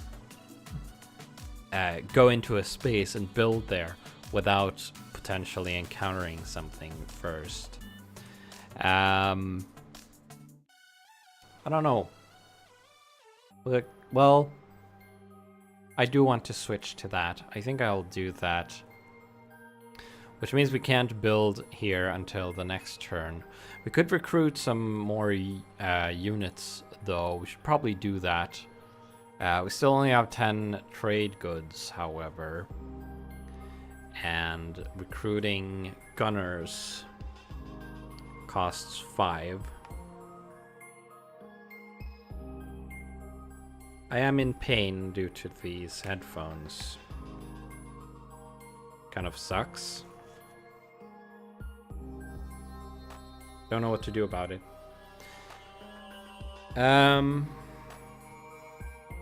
Hold on.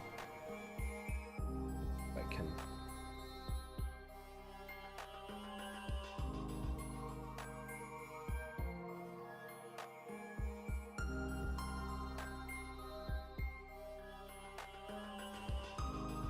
Stuff some cloth between the headphones and myself. That's much better, actually.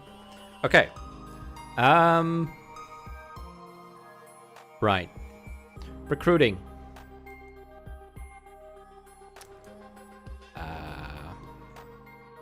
Where's the unit table again? There. Right. Gunners costs 5. We could recruit 2 more and expand our gunner troop to a strength of 12, which would be better.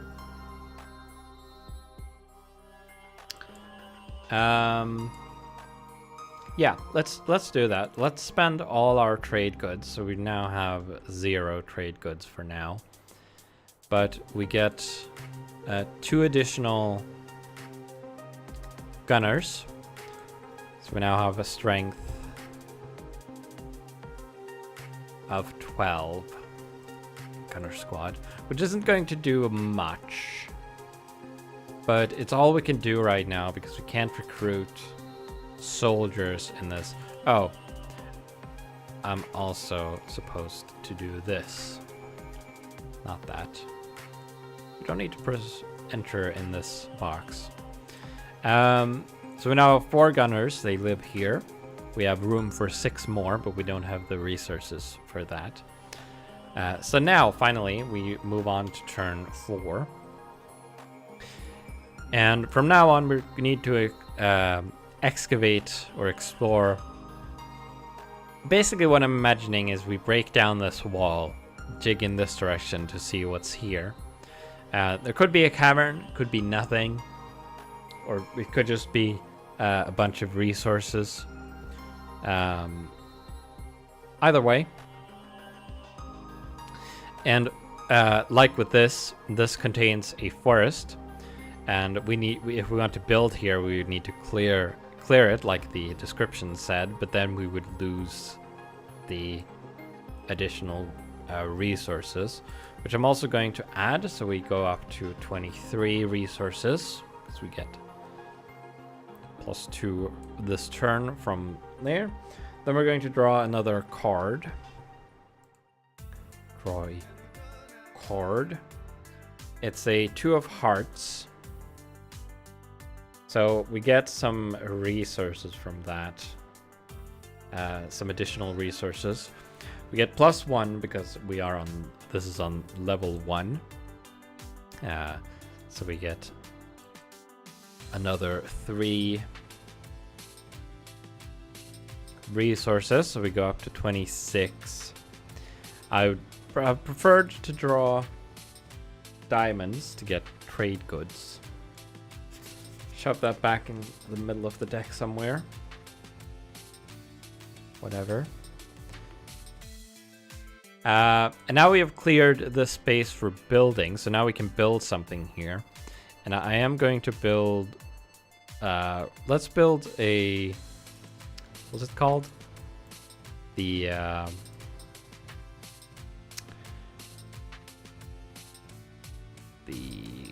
storehouse.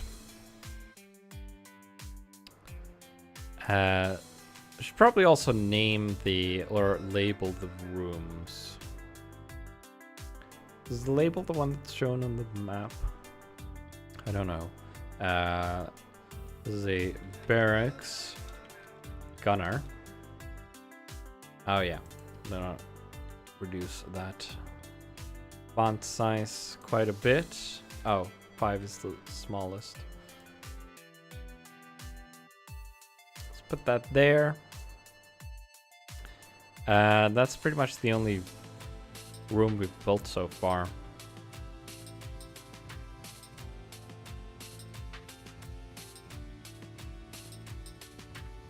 Put that there as well. I don't know if I want to keep these, but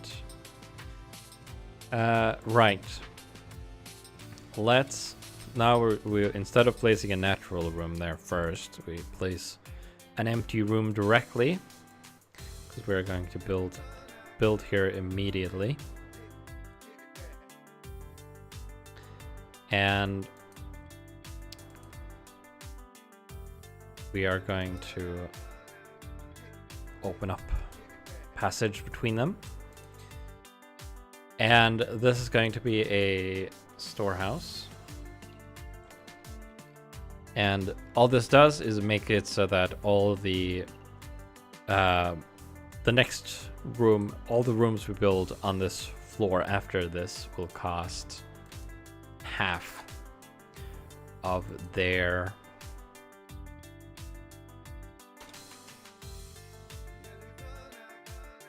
whoops. Hit backspace there and deleted the room because it didn't have the field focused.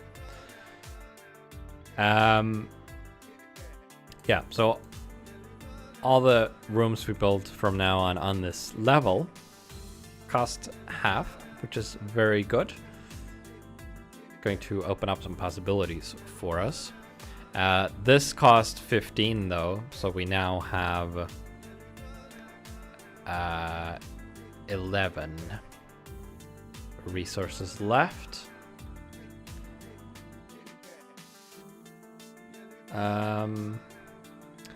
What to put in a storehouse? Shelves, I guess. We do have shelf props. Seems appropriate, so let's search for shelf.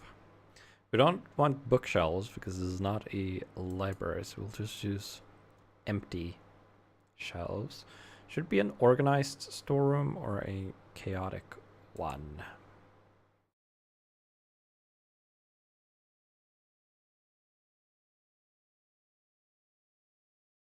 Let's make it a little chaotic.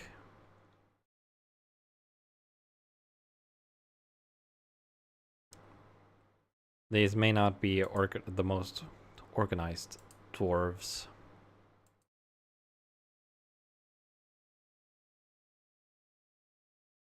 A monster would just barge through all this, though. So it doesn't really matter how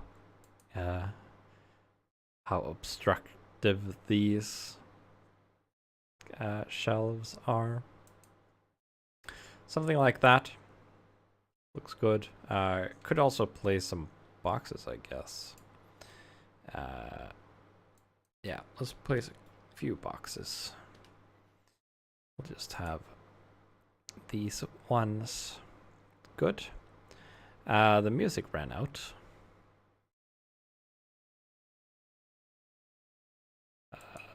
Deal with that shortly. Let's place a couple boxes there. Some over here. Some on top of the shelves. Well, maybe just one, because otherwise you can't see the shelf. There.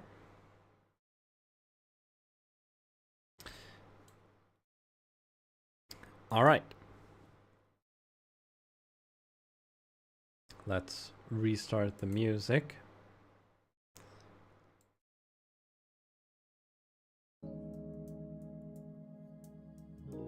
There we go.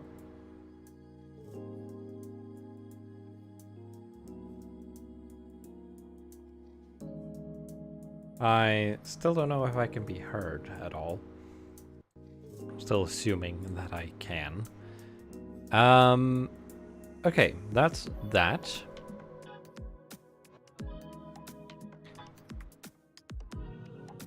Wait. Okay, good. Thank you.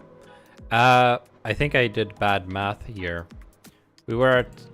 Oh, wait, no. No, we were at 26, weren't we? Yeah, so this is correct. I thought we were at 21. Yeah, so that should be correct. Probably have a calculator because I'm bad at head math. Right, so that's the building step done. No recruiting because we are all out of trade goods, so let's move on to turn 5. We get 2 more resources, so we go up to 13. And we are going to explore the space here. And hopefully we get some trade goods so we can recruit more units.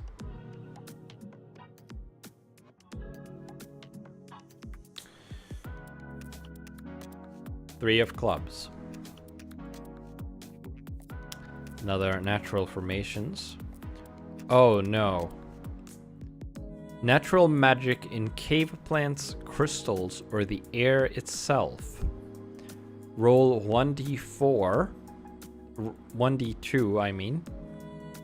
Draw a card. If we get a 1, we draw a card and consult the good magic table.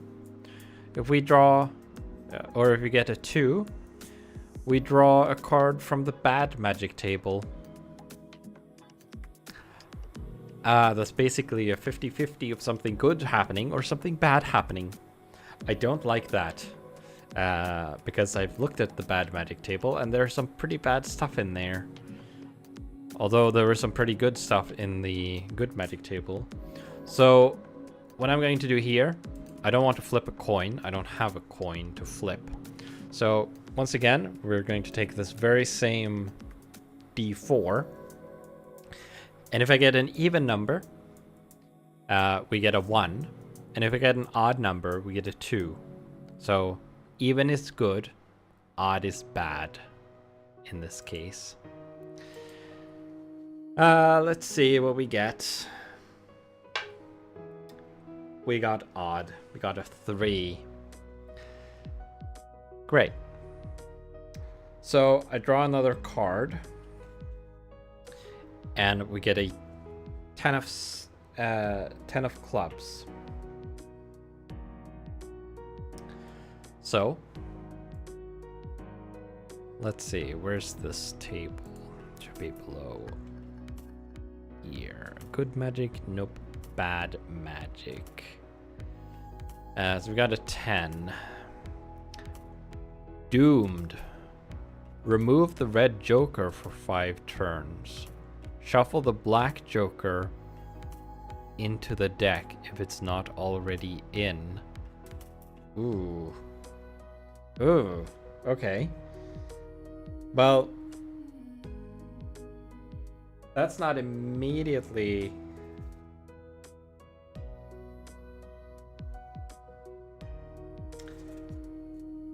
That's not immediately bad. Admittedly. So... the jokers, which we haven't used yet, I have those here.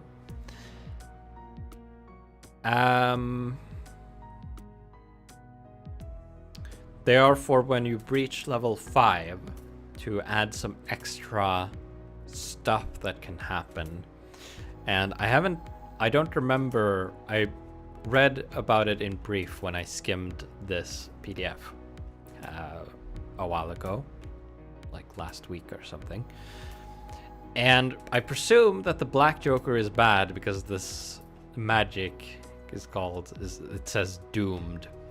And I also would presume that the red joker is good because it wants us to remove it. Now we don't have a red joker to remove. Now also another problem is that I don't know which suit is red. Because these cards that I have are actually white and blue, not black and red. Presumably... No, actually, I have no idea. I need to...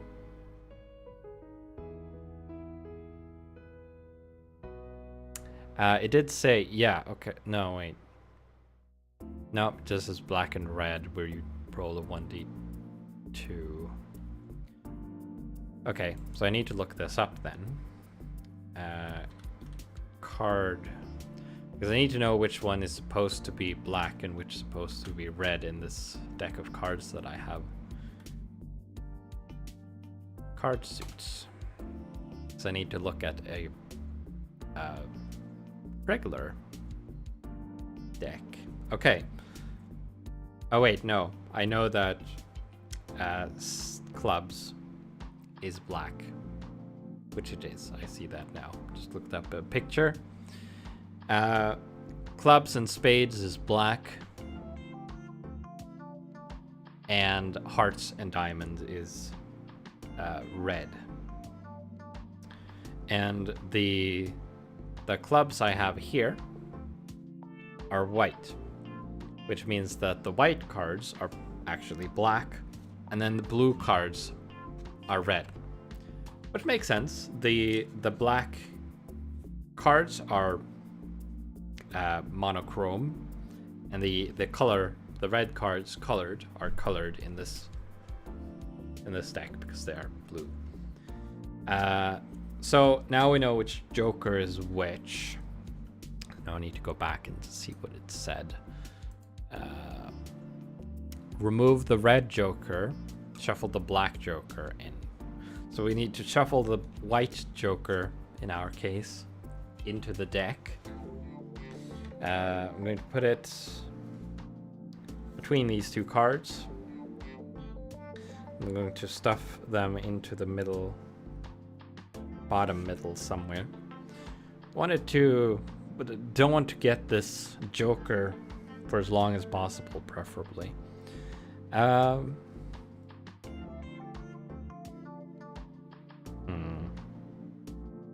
still not sure about this putting the cards back in the deck, because it seems like if I wanted to, I could just keep putting cards in the upper half of the deck, and then I would never get this Joker because it's in the bottom part, assuming I remember that, of course. But you know, well, I don't know. Still contemplating the discard pile idea. Okay, so we got a cave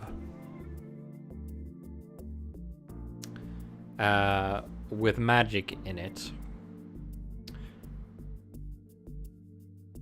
Are we going to build something there? Because then we would clear out the cave anyway. We could also build here, but then we'd have to build, pretty much want to build another storehouse, I think. Yeah. I think we want to build another storehouse here. We might as well do that. So what we're going to do is we're going to move this up here. Then we're going to open up this. Then we're going to clone or duplicate, Control D, duplicate this storehouse. Now the nameplate becomes a bit of a pain. So we're going to move that off to the side, I guess. And then we're going to open up this wall here. And we're going to close this wall here. this one was already open, which is nice. Then I guess we should move these so that the room looks like it can be entered.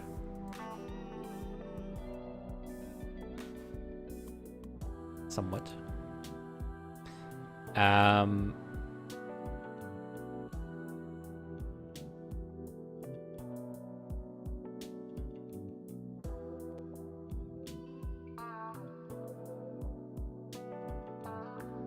Something like that. Yeah, that'll do. There. Okay. So now we've built another. Oh wait, hold on. Dang it, we can't do that. Costs 15. We only have 13 this turn. I'm going to leave that there. We're going to build this next turn when we get the 2 resources from the forest. So I won't remove it. We haven't actually built anything this turn. We don't have resources for it. We have nothing to trade. Can't do that. There's been no combat. So we move on to turn 6. I'm slightly surprised we are still alive. So now at the start of turn 6, we get 2 more resources from the forest. Gets us up to 15. We're then going to use those 15 resources to build a storehouse. We go down to 0. Then we build this storehouse. But now we can build more stuff on this floor, which will also cost half. It's unfortunate that the storehouse doesn't... You can never halve the price of a storehouse. And there's no point in building multiple storehouses on the same level. That would be a waste. But you would save resources on it.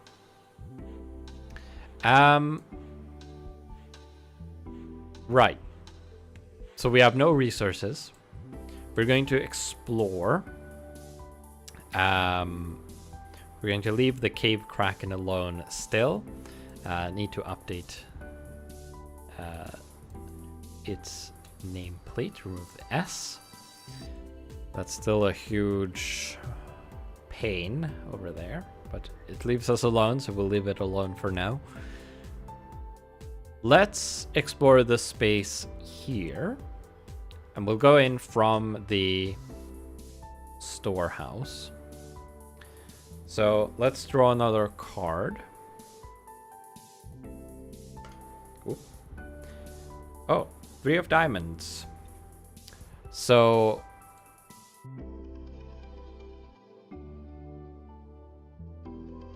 we uncover another. We mine out this space, basically. We find a bunch of valuables that we can trade. That's what trade goods are. We create a buildable space as a result. And that's pretty much it. So we get 3 plus the level, which is 2. So we get 5 trade goods from that. Which is nice.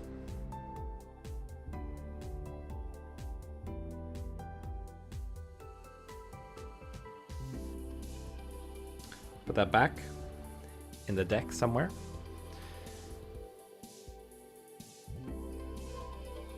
Okay. With 5 trade goods, we could recruit another gunner. But I think I would rather save those resources for something else. I would like to build another barracks.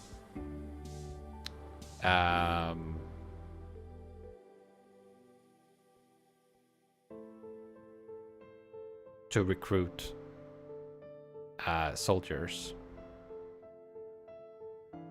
because we need some meat shields basically as well.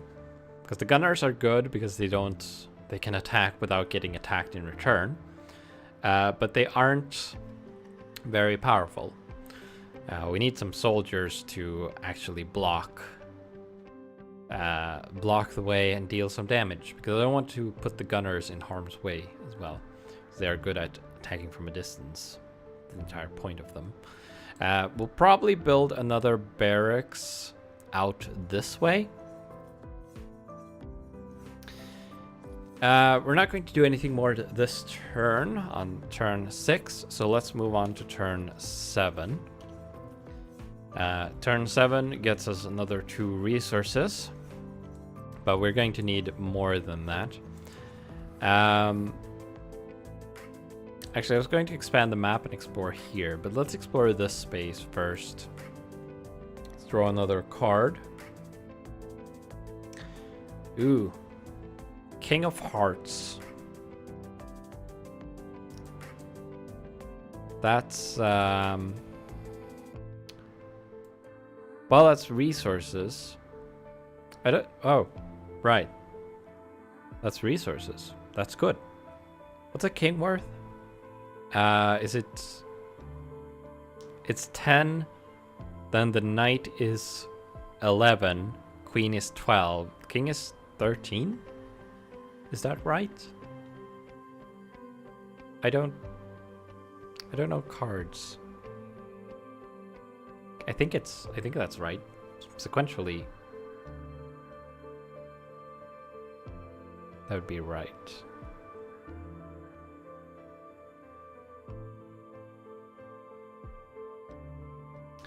Well, the cards fandom page was no help. I guess I'm searching for card suits specifically.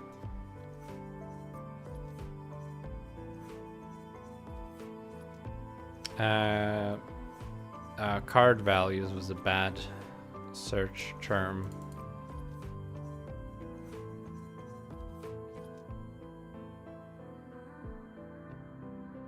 Because that just brought up trading card values.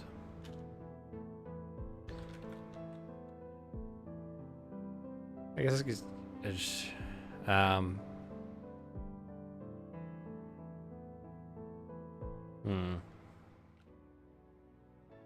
Guess I should have searched for king specifically. 10.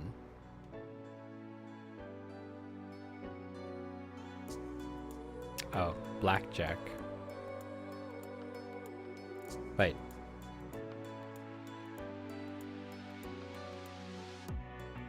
Is both the king, queen, and jack worth 10?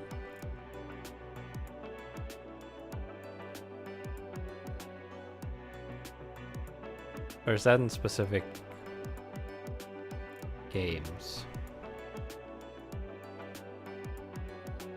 The Wikipedia page just says jack, queen, and king, and ace. Not what their values. I guess it differs, but depending on what the game is.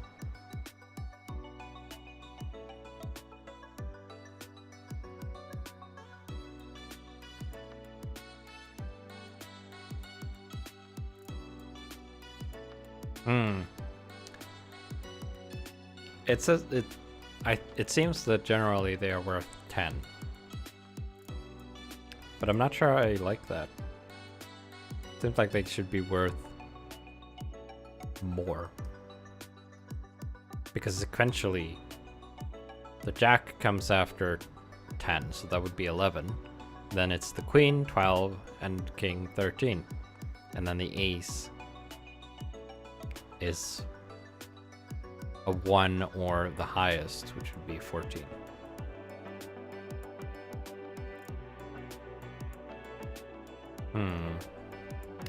I think I'm going to play with them being worth 11, 12, and 13.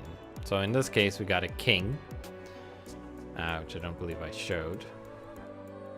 Got a nice king of hearts. So this would be worth 13 plus the depth, which is 2. So we could get 15 resources, so we'd go up to 17, which is very good. And we reveal, or we dig out another space. We'll copy this empty cave room and connect them there. That's the explore step. Now we can build. I said I was going to build a barracks, and a barracks costs 8 normally, but we have a storehouse on both levels, so regardless of where we build it, it would only cost 4.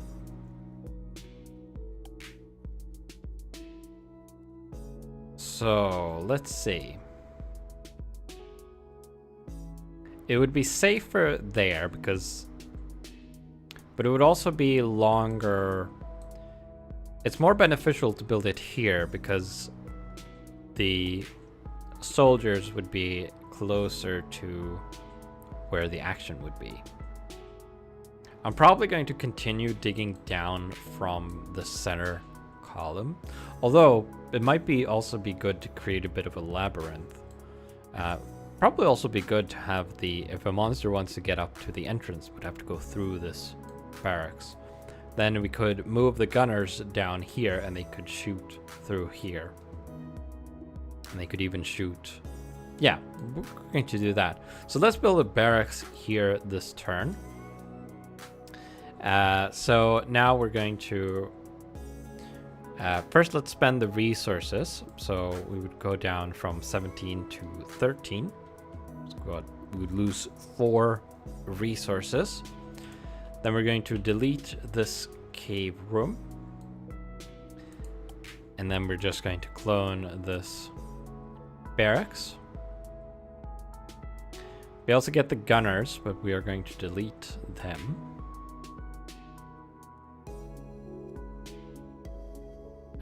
So we don't want you. We also get this text, which is nice. Oh, they came back. Now they're gone. Let's save here. Upload the map to the server just in case anything happens. It's been a little while. Of course, the editor saves the map locally constantly, but it's also good to have a copy on the server. So let's remove the nameplates. I don't like them. This barracks already decided is going to be for soldiers. Let's get rid of these as well. The entire point of decorating the rooms is that we can see what they are supposed to represent visually. Can just have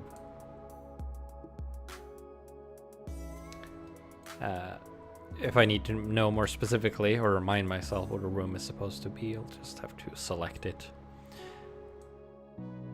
Okay. That's the building step. We can now, I suppose, recruit 1 soldier. So let's take our dead soldiers over there, put them in here, and this is going to have a strength of 5 currently because it's not a troop, it's just 1 soldier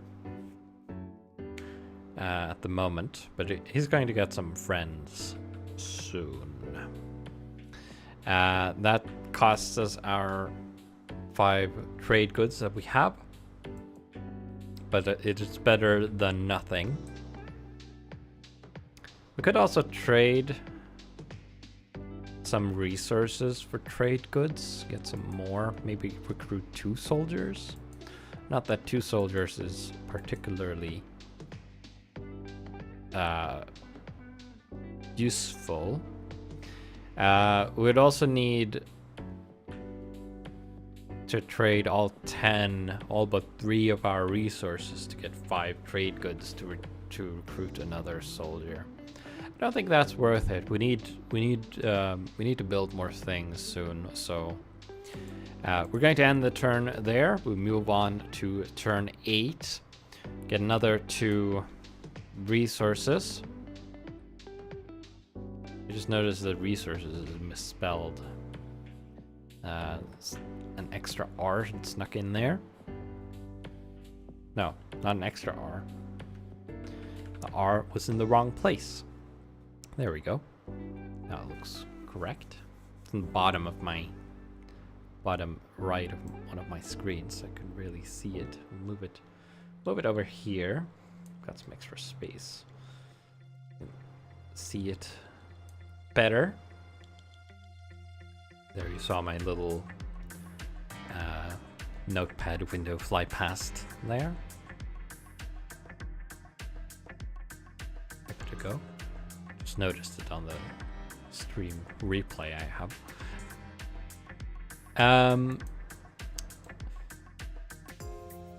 Let us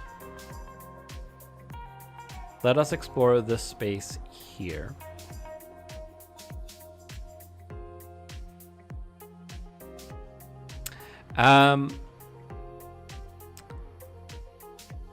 So in the beginning I mentioned when I went through the building stuff that we could build corridors and stairways. And the point of doing that is presumably if we wanted to connect these 2 rooms, we could build a corridor here, which would place a room here which would connect these 2 without exploring the space. I'm not sure if you're supposed to connect everything by default. So for example, currently I have these 2 rooms aren't connected because there's a wall here. Because when I dug into this space, I came from this direction. And I don't know if the designer intended that when 2 rooms are adjacent, they are automatically connected, not corrected. But I like it more that they are not automatically connected, and would probably say that if we wanted to create a connection between 2 rooms, we would essentially build a corridor, which would take up our building turn or building phase. It wouldn't cost anything because, like the PDF said, building corridors and stairways is free. But it would prevent us from building anything else because our workers would be busy that turn. Right. So now let's explore this space here. We'll put this king back. Put it in the bottom somewhere. So it isn't somewhere below that joker. Because I guess I should be somewhat fair and random. We'll draw another card. It's an 8 of spades. I don't know if we've drawn a spades before. I think this is the first time. Spades are remnants, ruins and foes. Page 21 to 22. Remnants. An 8. An ancient library. 1d2 grid spaces in size. For the knowledge contained herein, roll 1d2 and draw a card. Good magic or bad magic? Oh, great. This again. Well,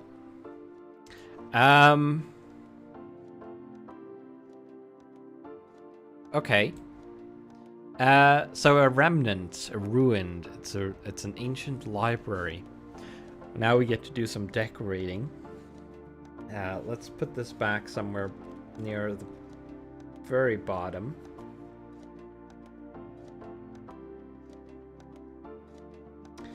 And we will create the room first, put some decorations in, then we'll roll on the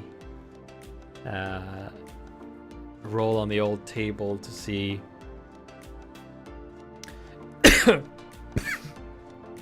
oh.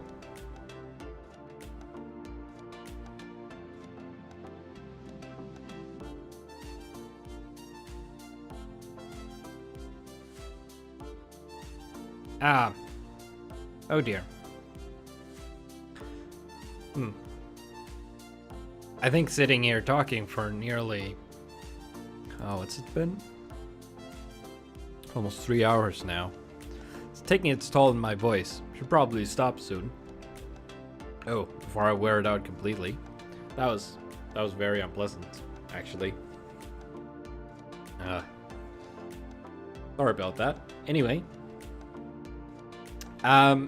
It said 1d2 rooms, or no, not 1d2, 1d2 grid spaces. So we're going to roll the trusty old 1d4 again.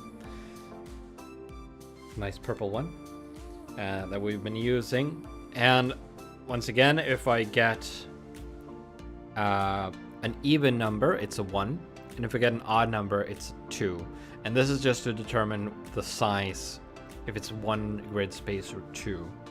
It's the size of the library. So we're going to put it here, and then we are going to roll. If we get an odd number, it takes up 2 spaces, and we're then going to roll to see which direction it goes, to the left or down. Let's roll this first, see the size. It's odd, so it takes up 2 spaces. So we need it can be a 3 or a 4. Remember, if it's a 1, it goes up, that's occupied.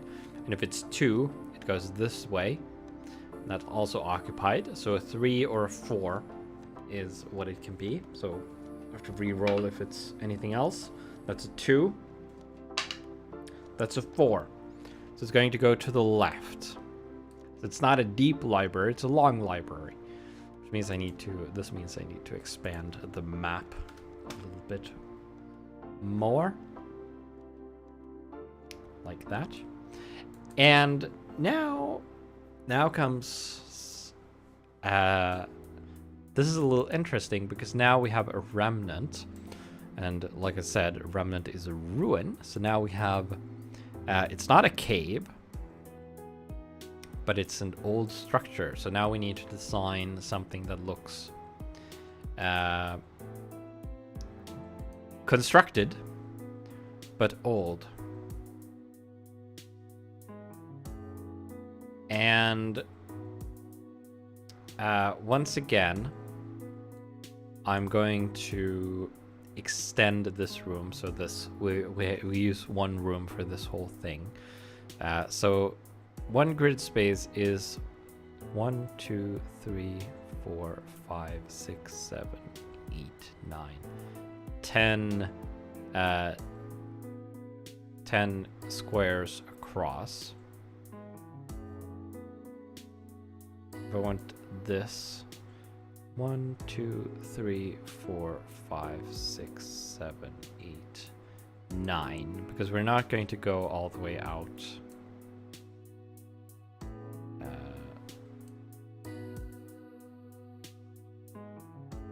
We're going to leave a little connector at the end here, as has been my design so far. So we're just going to elongate this room a bit. I'm going to leave these connectors here, and if I need to, I will add more here if it becomes relevant. But I think this is a pretty good shape, and we'll call this Ancient Library. And then we need a different stone floor from the one we've been using, something that looks old. preferably.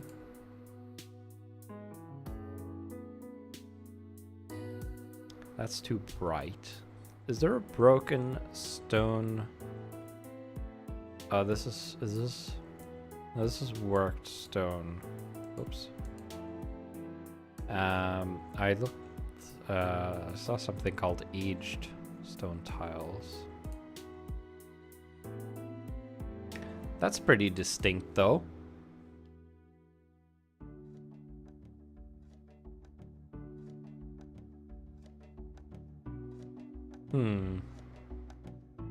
Yeah, that looks pretty good, I think.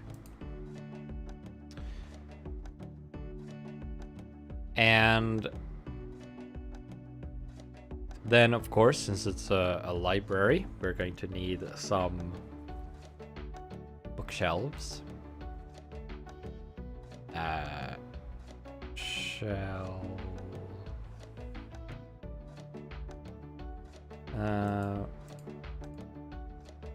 Not shells.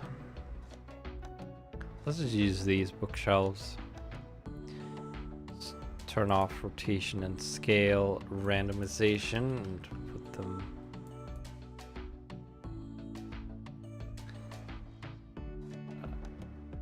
pretty straight rows, I think.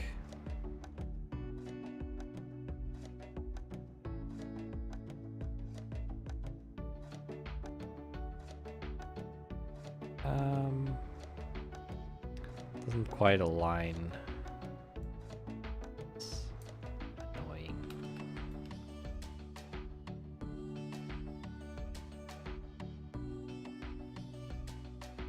Or if I can get it. No, it's the wrong size. Shoot. Well, I'll just place them manually, or maybe turning it around this way would. Yeah, there we go. I want them this way anyway. I can place a bunch of them.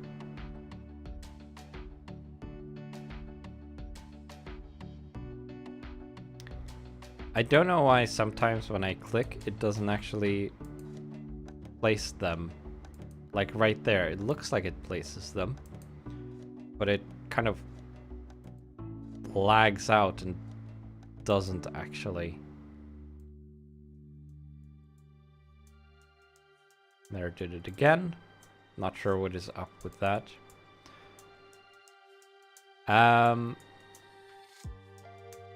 I would like a round table on this side. Something like this.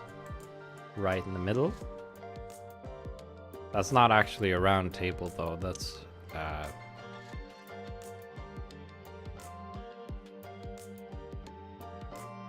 a pentagon? No, it's an octagon. It has 8 sides. No, it's called round. Weird. And then because this is this ancient library has magic in it, I want an altar here, some sort.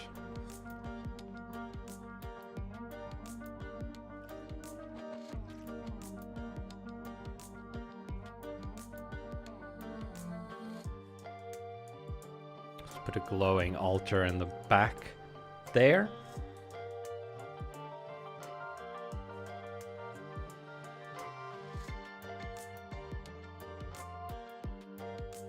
Actually, that might be an exit. We might want to dig through there later.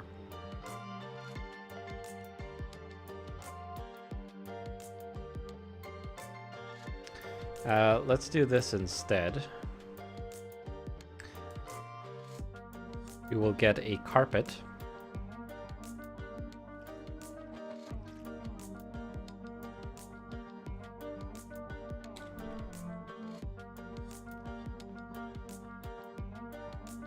Just because we want some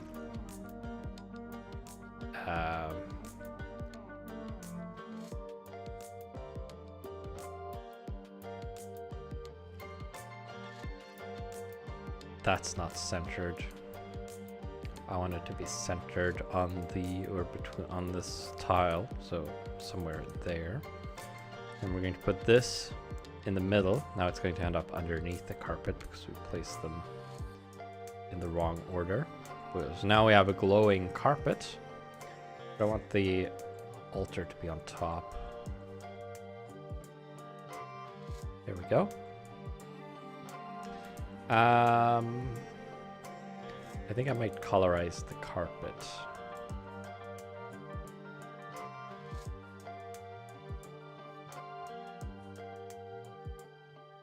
Something like that. Very impromptu, but looks pretty good. I would like to darken the shelves a bit.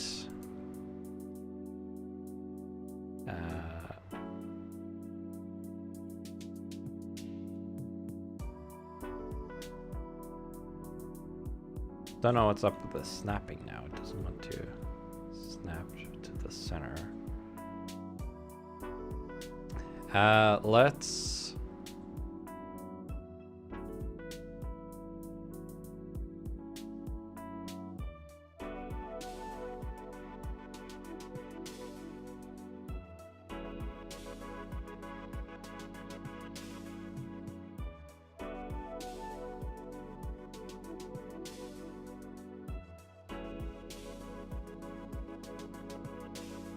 I want a little bit more red in there. I also want them to be a bit darker. There. And now I'm going to use my property copy paste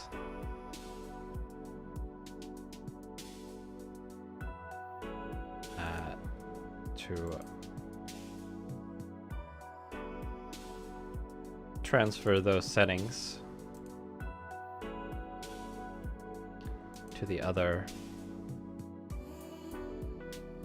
shelves quickly. This would take a lot longer if I didn't have this.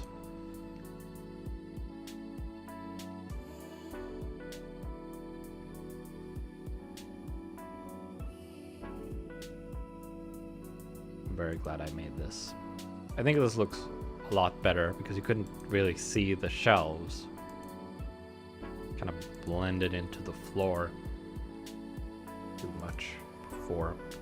Like these, can't really spot them unless you look for a bit, which is not good design, so we're going to have to do this instead.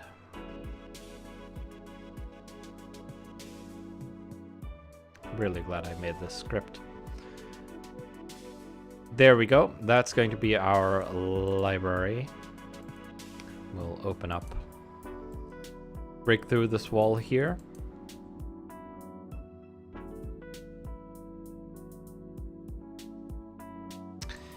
And now comes the terrifying part, because now we need to roll on the we need to roll our d4 again, and if we get an even number,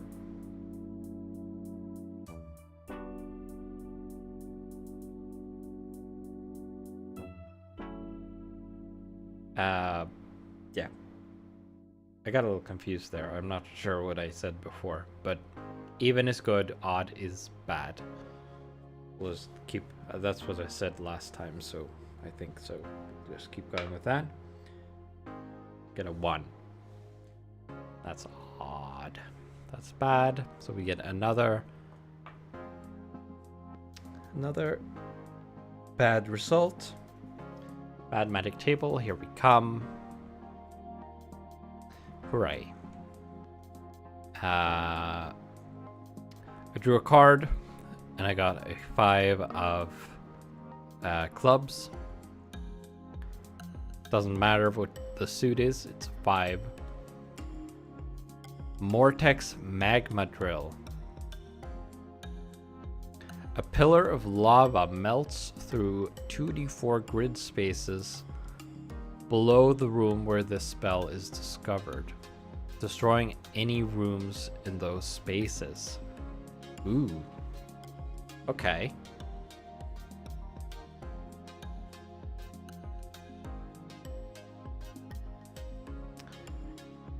Huh.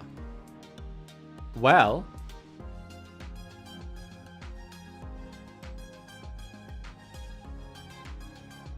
(2d4 grid spaces. So between 2 and 8 grid spaces. Now it does say below the room. And the reason I say that is because I think that means that it doesn't start it doesn't start here. It starts here. That's one tile. That's below the room.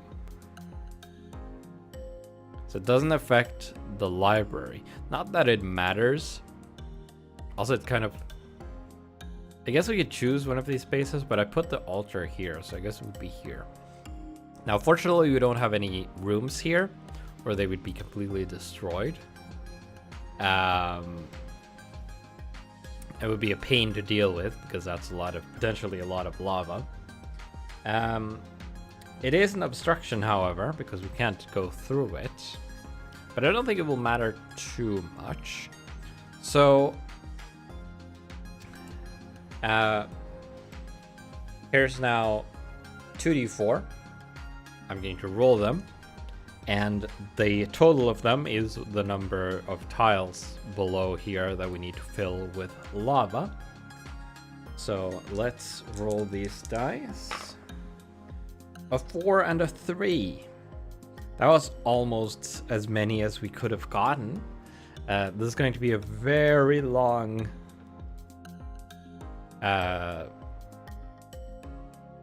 bit of lava. I'm not going to make a room there. That seems like a good way to add unnecessary performance hits. So what I'm going to do instead is I'm going to paint the area in with a brush. So let's get a lava or magma texture, and then just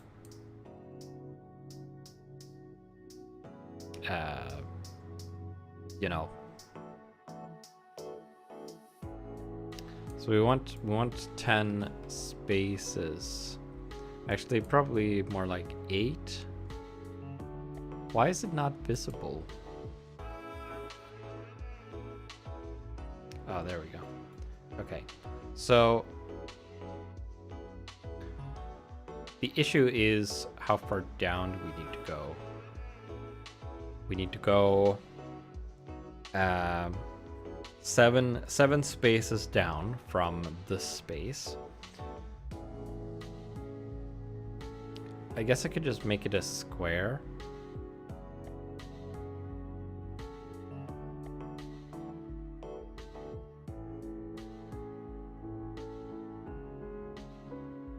Oh, there we go. I want harder.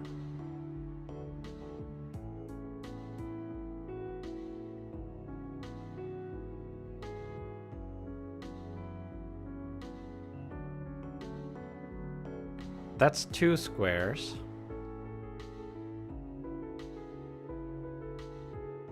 Oh, wait. Hold on. Am I counting correctly now? 1,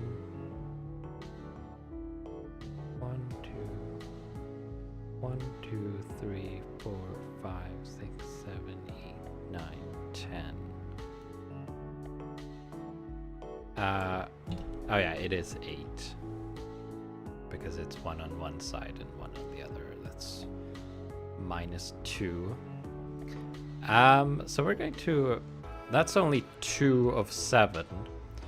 We're going to need to go down 5 more. So I'm going to need to extend the map down quite a bit. It's probably like 30 squares.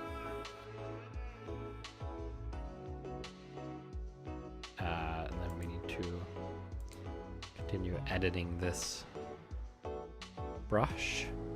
So that's 3, 4, 5. We're still not down all the way.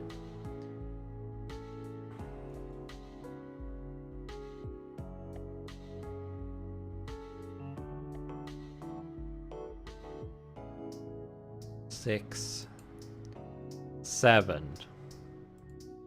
Then we can fill in the gaps in between, but this should be 10. No, this should be 7 tiles down. This is a long or a deep chasm filled with lava. Then I suppose it should technically be connected.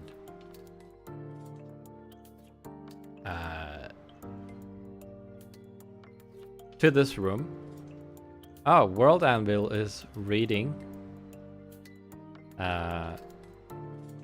Welcome.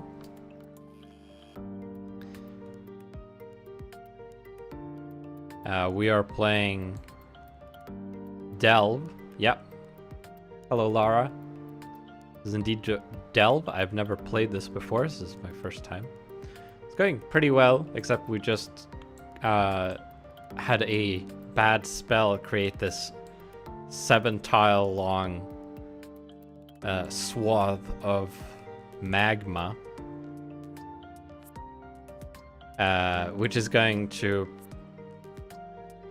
well, it's basically a giant impassable wall. This is our dungeon so far. We have a couple of barracks, 2 storerooms. Just encountered an ancient library that has had this evil altar in it that did this bad spell. Found an underground forest, which is producing some resources for us. And then we have this cave kraken lair over here, which I haven't touched because it has a strength of 40.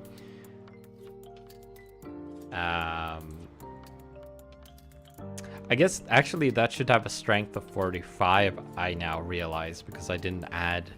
We encountered it on level 1, so I didn't add that +5 for the level. I think it just said 40 in the description.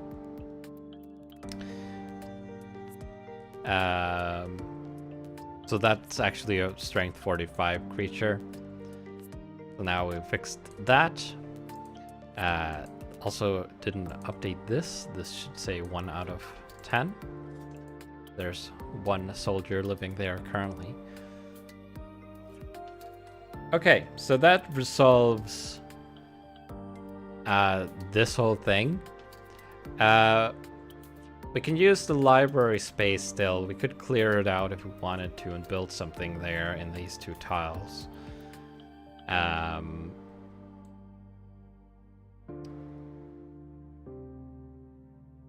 Yeah, I guess I'm forced to go down here now because I can't. Well, I could go down on this side, but then I would still need to go down on this side to make this to access this space. But that is the exploration. Do we want to build something?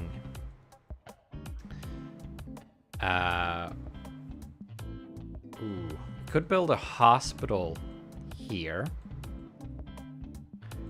because then if we use this as a choke point or as a point of defense, then any troops that die on this level could be revived here, or well, one of them. It says a troop of your choice. But that would be better than losing all of them.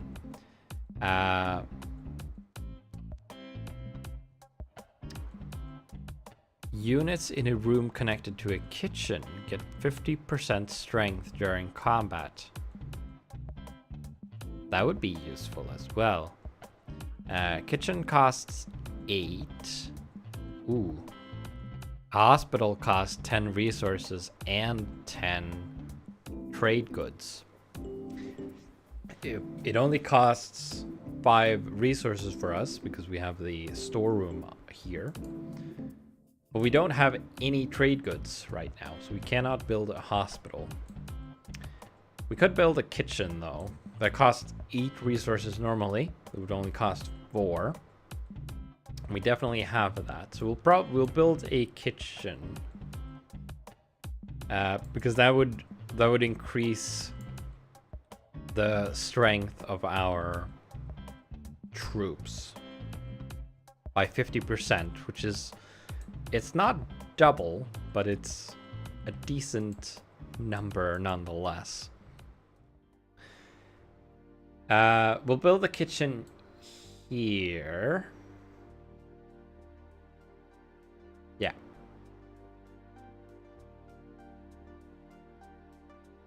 We'll delete that. Place the empty room template. Brand new room. Align it. Connect. And now we get to put some kitchen stuff in here. It'll probably be mostly tables, a stove. That's pretty much it, probably. So let's see what we've got. I know there's a stove prop. Let's search for stove.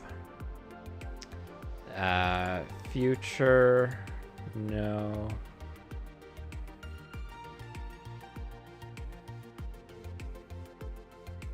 What's this?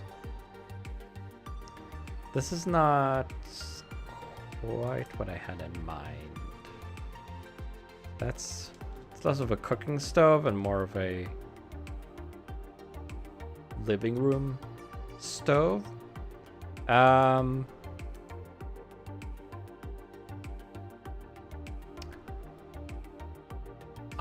know there is something else, a more metal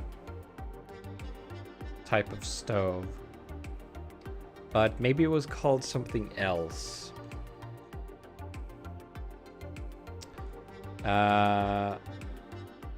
Could be part of Forgotten Adventure stuff,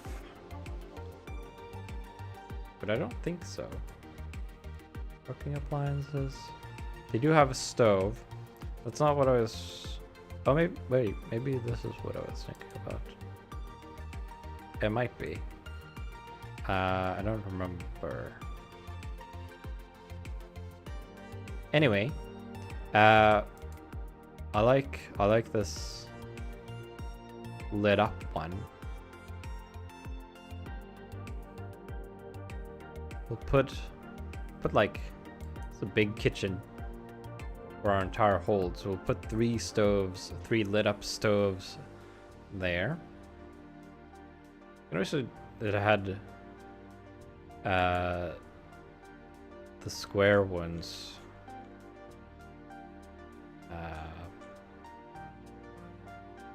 lit up as well. Put one of these. Looks kind of like a food preparation bench, even though it's also a stove, but it's not lit up. Don't know why that is, but then we'll go back to the content subscription and we'll get some tables. Craftsman. Oh, carpenter table. That's not what I want. Retro table. Looks metally. That's not really what I want either. Ooh, marble. I like marble tables. We will...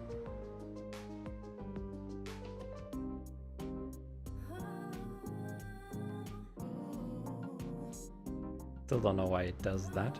Oh wait, I don't want a table right in front of that. So probably start the tables down here.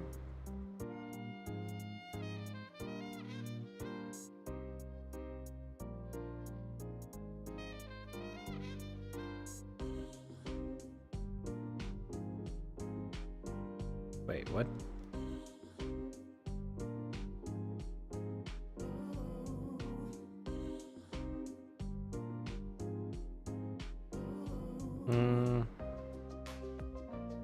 Not quite lined up as I would like it, but whatever.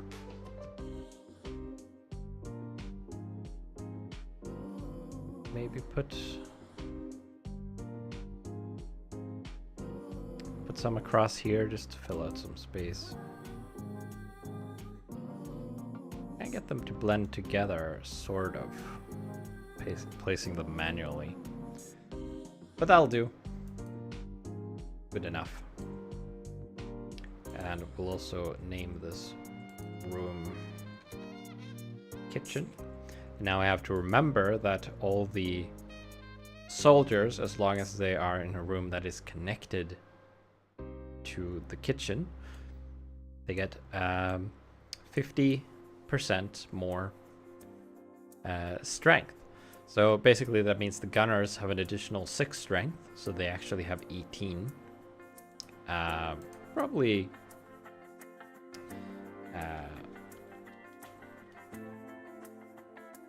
make a parenthesis and enter the temporary bonus. And the soldiers get an extra 2.5. And I guess we'll round that down to whole numbers to make things easier. So we actually have a strength of 7 there. And of course, we get an additional soldier recruited there. We get a bonus of 5. So a whole nother soldier per 2 soldiers we have, which is not bad, I would say. Okay, that's the exploration step and the building step. No trading to be done. I don't remember if I added the bonus, the resources for this turn, but whatever. I think I did. I tend to do it at the start of the turn. We can't do any recruiting because we don't have any trade goods. So we go on to turn 9. Bump the microphone there. So turn 9, we get 2 more resources. Let's explore this space here next to the lava river. I'm going to change this texture. It's too dark. I want something more. I want something brighter or lava-y, like that. That's better. Let's enter rotation of. That didn't really help. Yeah. Dang it. It keeps unfocusing the field, and then I press the backspace key and it deletes the thing I have selected. Anyway, that's better. We'll go with that. So let's explore this space. So now we draw a card. Excellently drew 2 cards. It's a 6 of spades.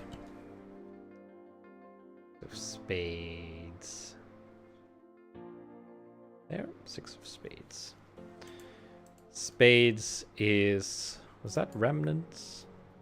Yeah, it's another remnant. Great. Just got one last turn. Remnants. 6. A buried temple. Recruit a cleric here to roll 1d4 and draw a card. On 1 to 3, consult bad magic. On 4, consult good magic. Usable ones. Ooh.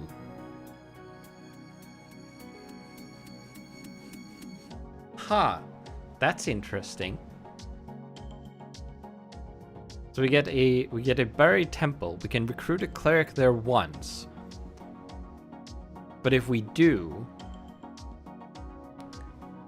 There's a 75% chance something bad will happen, bad magic, and a 25% chance something good will happen. Huh. Okay. Now we don't have the resources to recruit a cleric anyway. Because it doesn't say anything about recruiting the cleric being free or anything. So I presume we would still have to spend the trade goods. What I'm going to do is I'm going to copy the ancient library, because this is another ruin. And I'm going to clear props. I'm glad this button exists. Then we are going to align it with the grid. Probably create an ancient ruin template, because we'll probably find more remnants, and I'm going to keep all the different building types to the same visual style.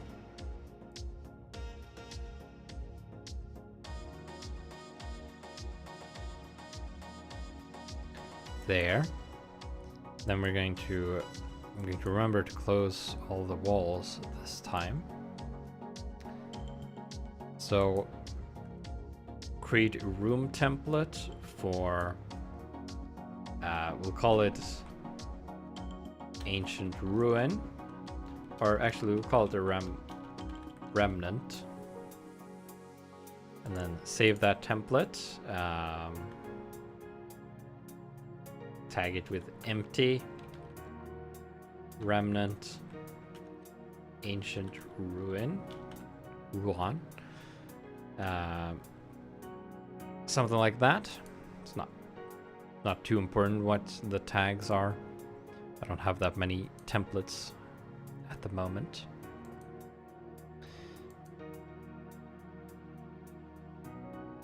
And then we connect it up here. It is just one tile.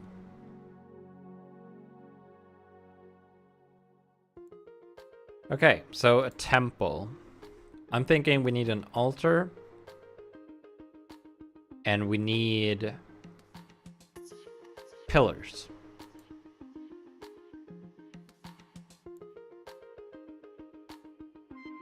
So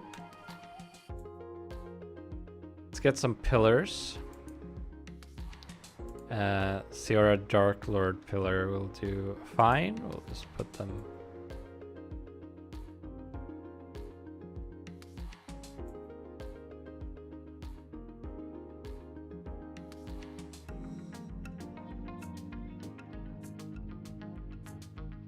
around the corners like that. They aren't really very visible though, so I might want to. Maybe I should lighten them.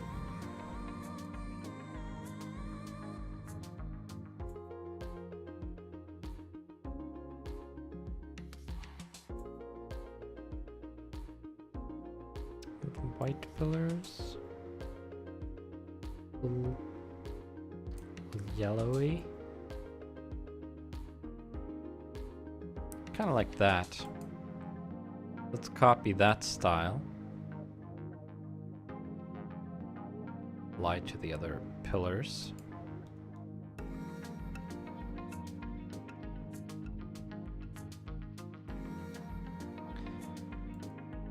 Like that. Then we'll get an altar.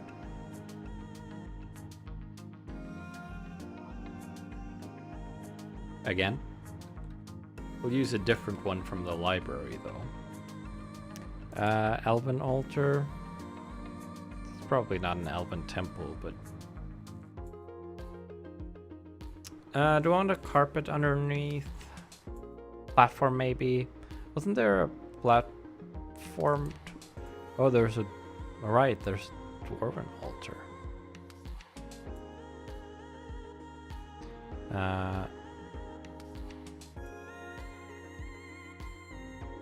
We'll make it a buried... Well, actually, no. We'll save that for our temple. If we build one. We'll just put an elven altar in there. Lost civilizations. Ooh. Actually. Green one. Scale that up a bit.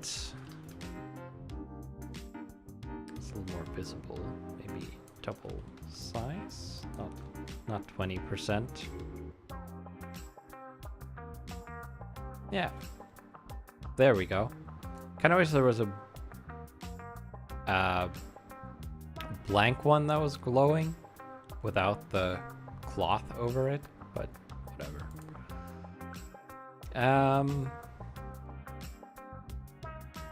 Yeah. I think that'll do for our temple. We'll name it as well. It's not an ancient library. It is a buried temple. We'll add unused to the name, just so we remember that we have not recruited anything there yet for the future, because otherwise it would probably forget that. Although we don't have any clerics, but they could have died, of course. So. Better safe than sorry.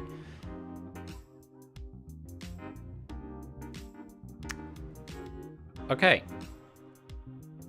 That's that space explored. We have 13 resources. We will... I don't know. Do we want to build something? Probably want to build... might want to build a forge. That costs... Oh, wait, no. That costs 7 trade goods, which we don't have. Could build a kennel. Yeah, probably want to build a kennel, actually. Because then, if we eventually, when we hopefully defeat another creature, we will tame it instead of killing it.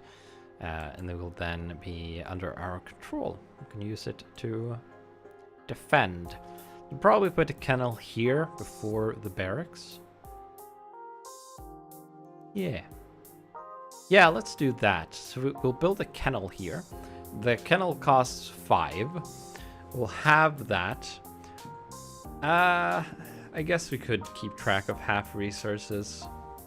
Didn't consider the fact that we would have prices. So we would spend 2.5. So that would leave us with 10.5 resources. We'll build a kennel here. So we'll delete this cave room. Put in a new empty room.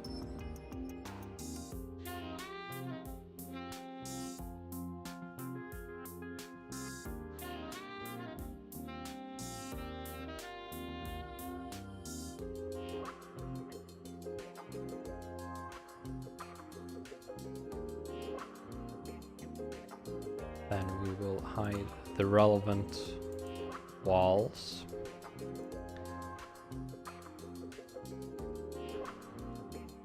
I would also like a mason so that I can build barricades.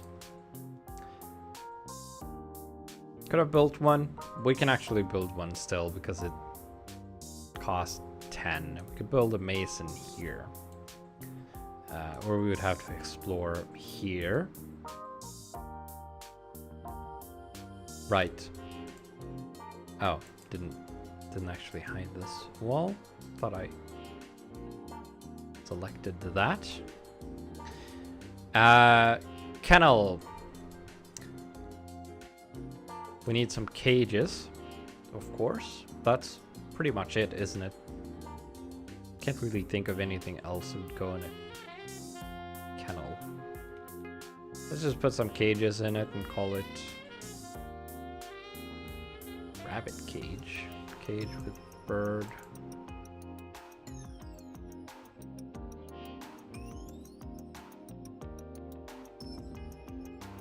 Rib cage, probably not. Not that. I don't know if there are actually rabbits in these.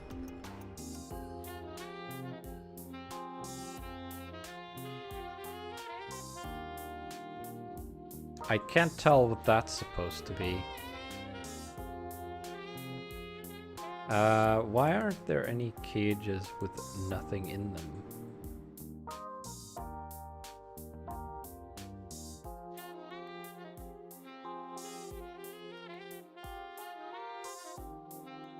Here we go. As usual, Forgotten Adventures, lot of stuff. Yeah.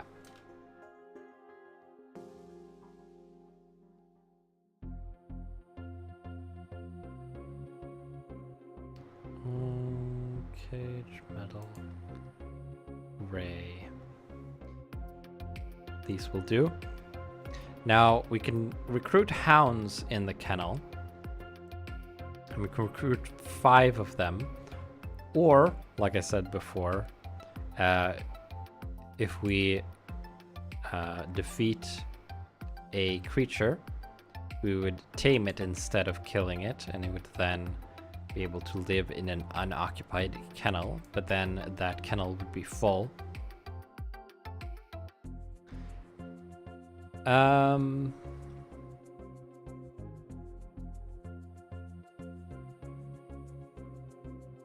Vehicles. Oh. Okay, I don't...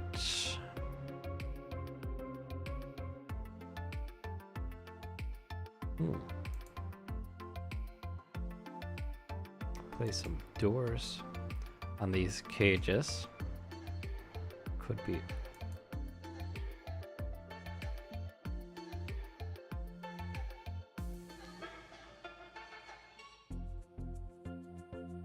Might as well be open because there's no one here right now.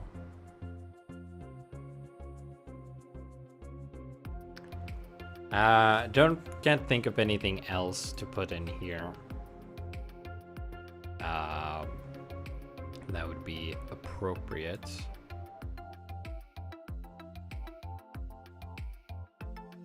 No, not really. Can't think of anything. So we'll just leave it at that.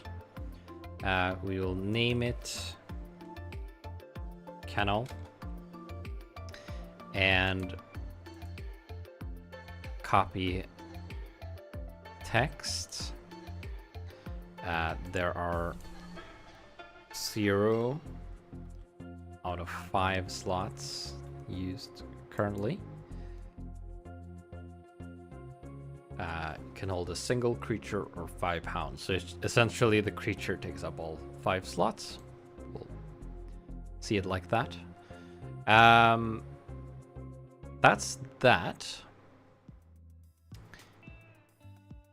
We can't recruit any hounds anyway. What does a hound cost? Hound costs 5. Has a strength of 3, so they are kind of weak like the gunners, but they can move 2 spaces per round, so they are fast.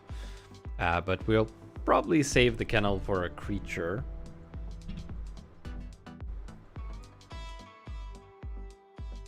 There's a creature called a Skull Dwarf, which has a strength of 1, cost of 5. It has the power, on defeat, roll 1d4. On a 3+, revive after combat. So it has a 50-50 chance of reanimating or getting back up. It's basically a zombie then.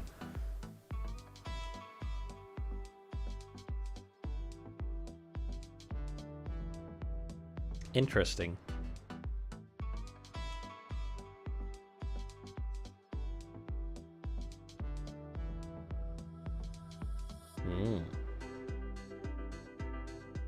The available units are Soldier, Gunner, Hound, Cleric, Mage, Prisoner, Alchemist, Golem, Cannon, and Skull Dwarf. The Mage has 1 more strength than the Gunner, and costs 2 more trade goods, but is also ranged. So it's basically an upgrade to the Gunner. It's more expensive, but slightly more strength. The Alchemist, I'm not sure what's up with that. They have a strength of 2, cost of 8, and no power. I think they do something else, or the point of them is something else. I think there's an advanced building associated with them, and if you recruit enough of them, something will happen, or something I vaguely recall reading. Anyway, that's basically this turn. Can't recruit anything as usual because we have no trade goods. So moving into turn 10, we get another 2 resources from the forest. And then let's dig 1 space or explore 1 space down, because why not? Maybe we'll get some trade goods. Draw card, not cards. And it's a 7 of spades. Yeah. 7 of spades. Wonderful. Wasn't spades... Yeah. It's another remnant. Dang it. Who shuffled this deck? An abandoned room. Looks like you weren't the first. Choose a room and place it here. Okay.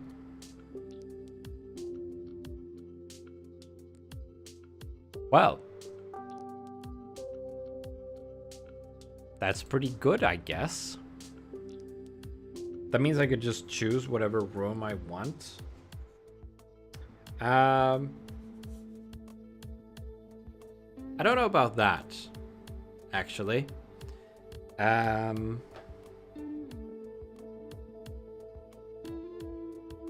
am probably going to roll for it, because I shouldn't get to decide what room I find.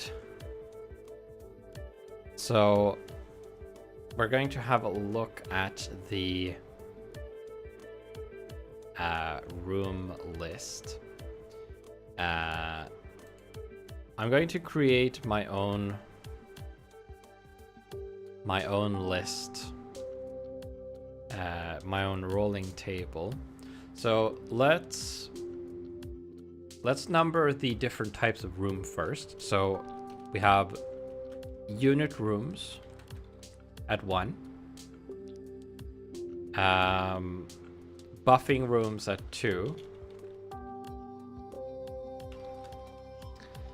let's pull this out so you can see it. Why not?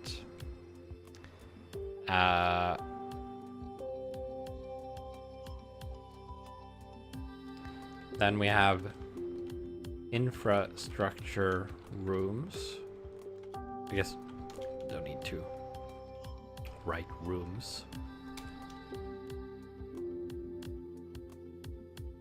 And then we have advanced. The only 2 advanced rooms are, like I mentioned earlier before, was the Inventor's Lab, which costs 100 resources and 50 trade goods, and the Breeder, which costs 80 resources, takes up 4 grid spaces. And these are advanced, presumably because they have requirements. The Inventor's Lab requires a forge, library, and stockpile. And the Breeder takes up 4 grid spaces and requires the pheromones invention, which is something you make in the Inventor's Lab. I think what I'm going to do is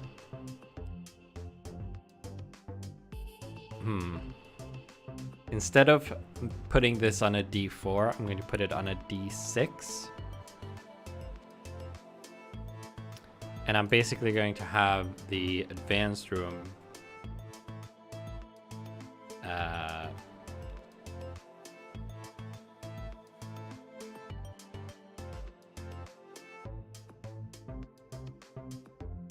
wait, no. This is the same.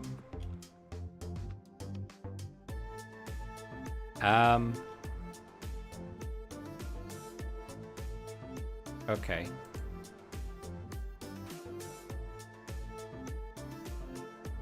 This is a little tricky. We're going to utilize a thing I made a while ago called the Chance Table Calculator, which is a website that anyone can use.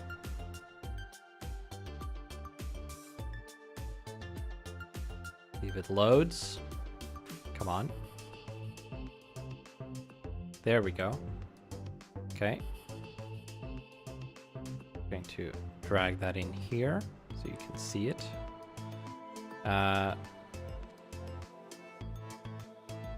Make it a little bigger so we get space. There we go.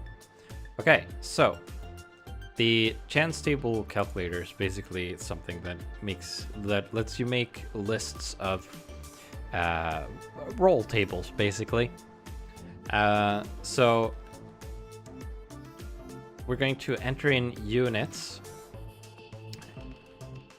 buffing, and then we're going to add 2 rows.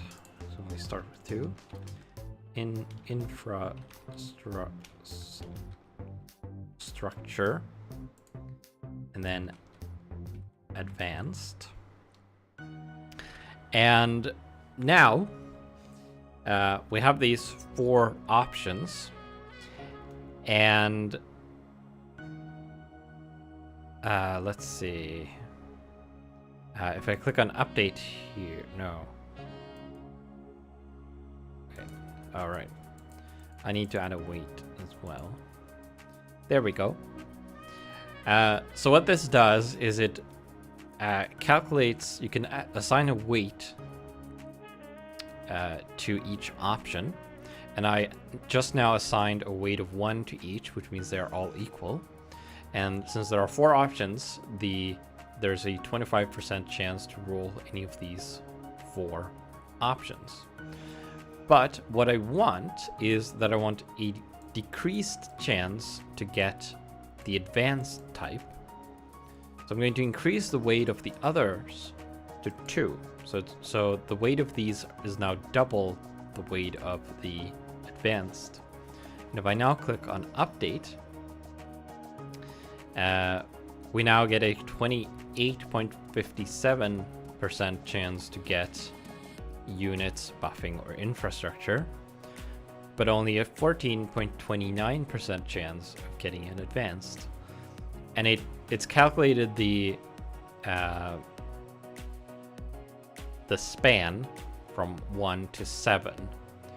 So we're actually we couldn't quite roll a D8, but I think if I set these to 2.3, it should roughly add up to 8, maybe. Oh. Well, actually, I guess no. Doesn't work that way. Okay, now we could, like this, we could do it with a D10. And now it increased the span for each of these, which lowered the chance of this to 10%. And we have a 30% chance of getting one of these other ones. So what I can do now is I can roll a d10. And we'll have a 10% chance of getting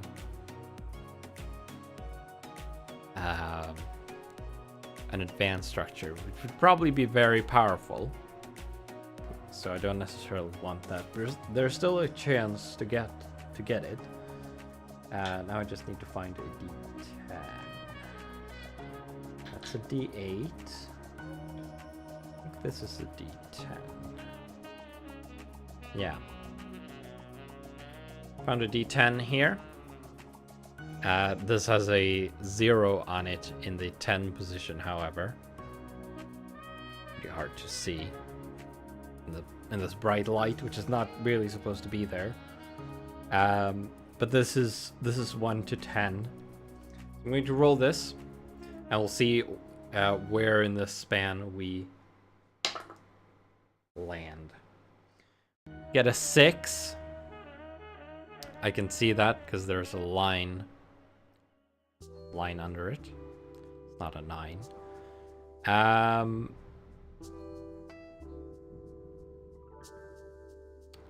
So a 6, that's a buffing building. That's pretty good. So what I'm going to do now is I'm going to add a group. And then we're going to do the same thing with the buffing buildings. Or buffing rooms. Don't know why I call them buildings. So we have a dorm. We have a hospital. A kitchen, which we already have one. Museum.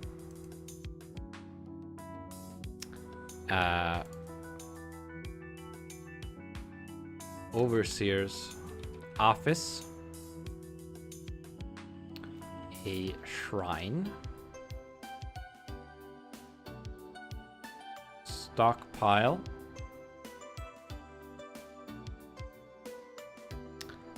and a storehouse.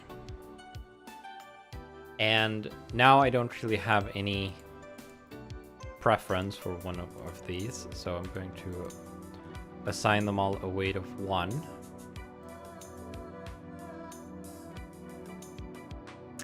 And just happened to be 8, and we have a 12.5% chance of getting either of these.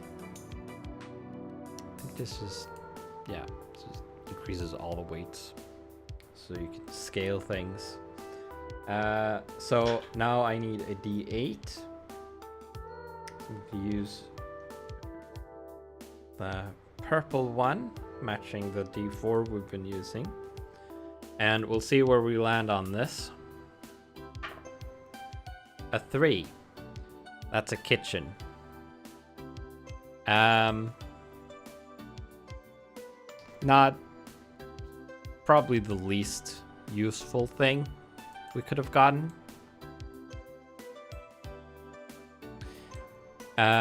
But at least we already have a kitchen, I suppose, so I'm going to turn it around because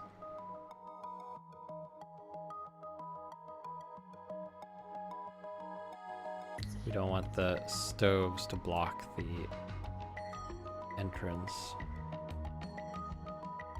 I've half forgotten, but I think I was exploring this space.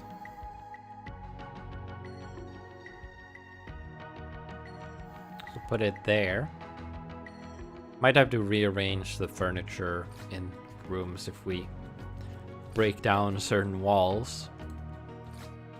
All right. That is the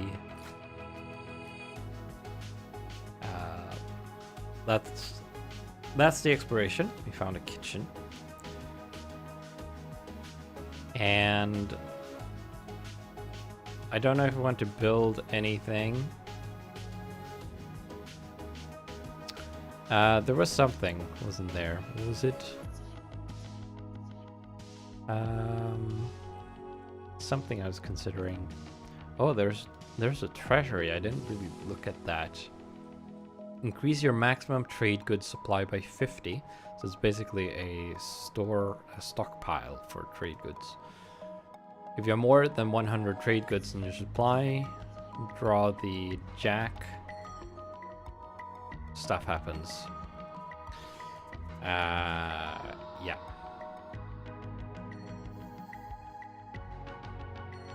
Okay. Well, I don't need that at the moment. I don't think.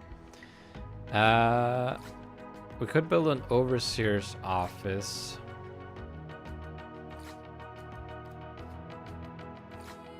Could build an overseer's office here. Oh yeah, wasn't there something I was going to build here?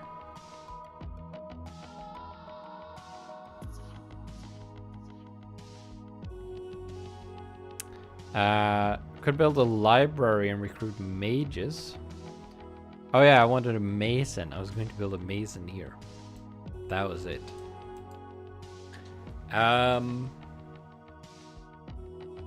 Yeah, let's do that. Mason costs 20. But since we have a stockpile storehouse here, it only costs 10, which we have, with a little change left over. So we'll do that. Then we can build barricades.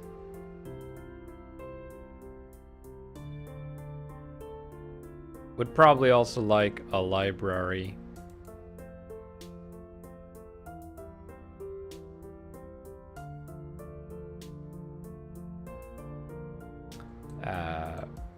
At some point.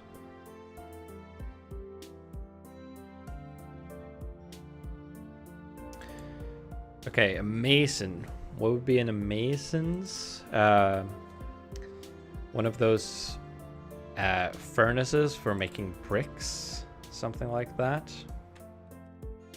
What do we have in the way of furnaces? Nothing in purchases. Laboratory furnace will do, I suppose. Put in a couple of those, and then have some craftsman, carpenter, smithing tables, armor and weapons. Nah. Carpenter, I guess. Don't think a carpenter's workshop is a thing.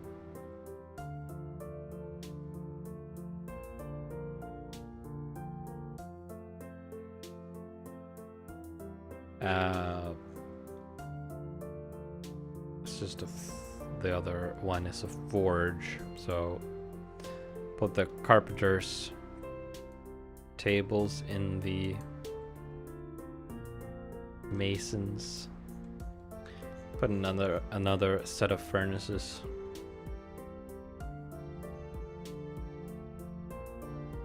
Down here, basically mirror the room. For no particular reason.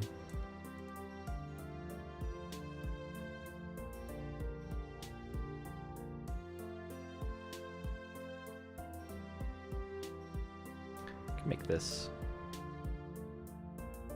a light source.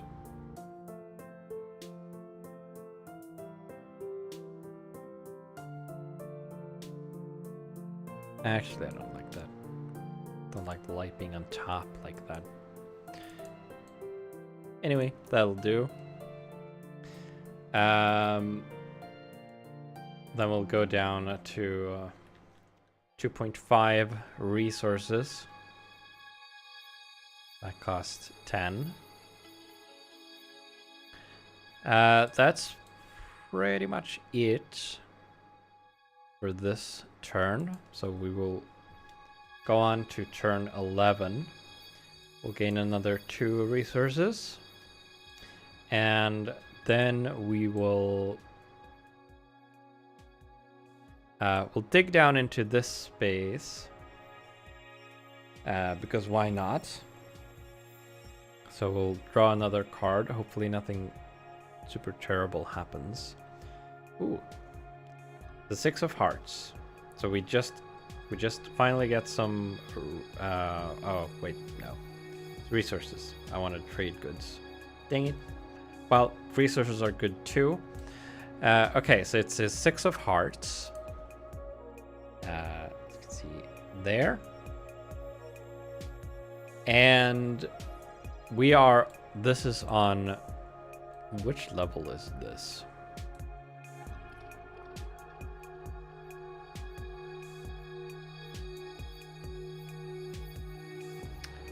It's the laggy level is what it is. Okay, so we have, there's 1, 2. The temple is at 3, 4. So this is level 5. So we get 11 resources. So we go up to 15.5 from there.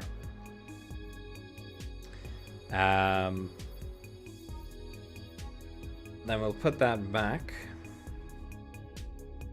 So we just dug out that space and there was nothing of note there.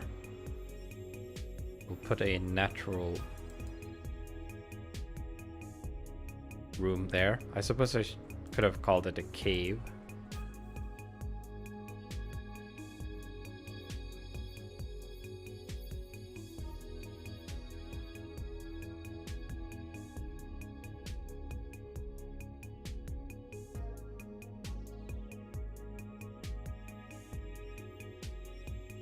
Hide the adjoining walls again. Actually, probably hide all lights might make things a little easier when it's drawing stuff, updating. It doesn't need to care about lights. Right.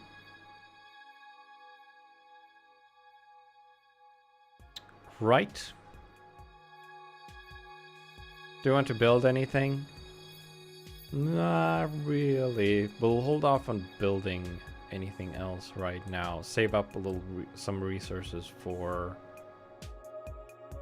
we're going to need another storehouse. We need 15 just for that. I would like some trade goods, so we're going to continue excavating. We're going to go sideways here, I think. So let's draw a card for this space. 8 of diamonds. Finally. 8 of diamonds. So we get... What level did I say it was again? Was it 4 or 5? I should put some numbers on the lava here, where we can't really do anything anyway.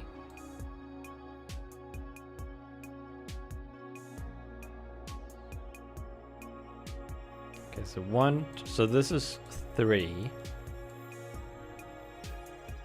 Level 3.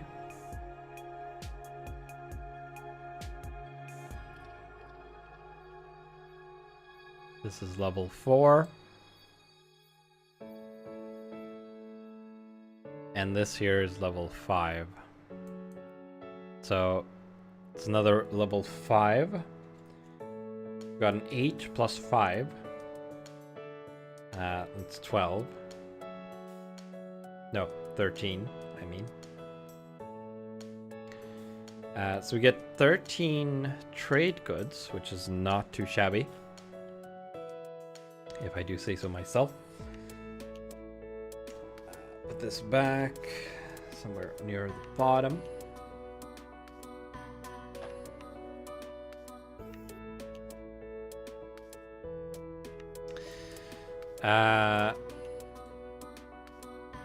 So that's just another.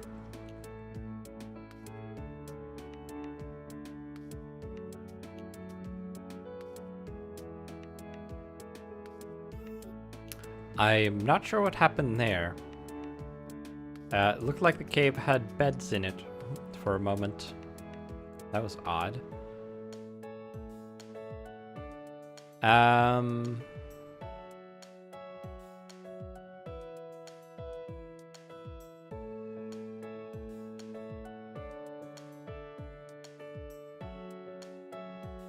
hit Control S there. Not sure what happened. Oh, moving stuff now. Didn't mean to be moving stuff. Okay, there we go. Yeah, I thought it was a shortcut to save. So that's the trade goods. We'll hold off on building again. We will recruit 2 soldiers. That costs us 10 trade goods. So we go down to 3. But that does bring our soldier strength up to 15. But then we get an additional 5 plus 2.5.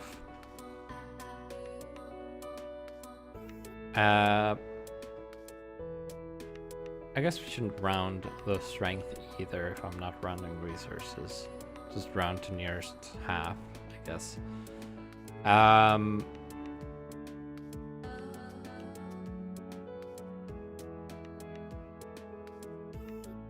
Where was I? Right. So we go up to 20 for the first 2 soldiers. And then so we end up at 22.5. I guess. Yeah.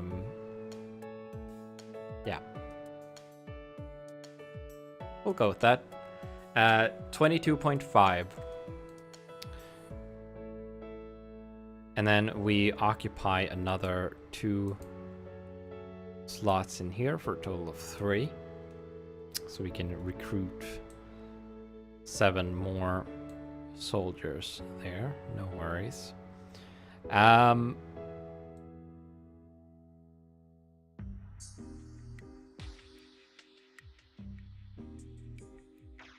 Did I did add the forest resources. Yeah, pretty sure I did.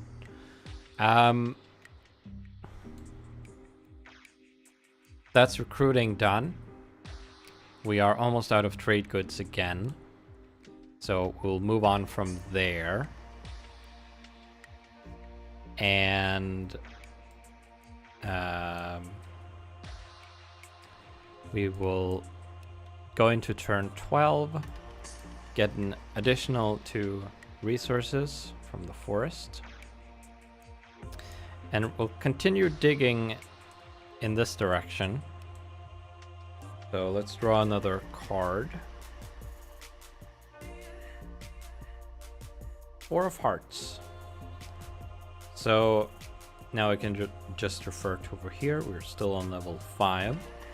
5 plus 4 is 9. So we get 9 resources. 17 plus 9, and that's 26.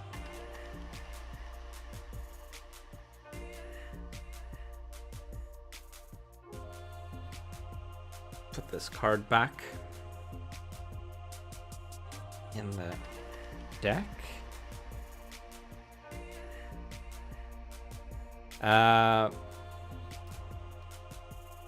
So we just make another cavern, basically.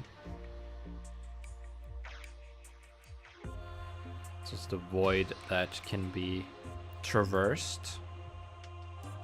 But we are, if we find a monster down here, it's going to have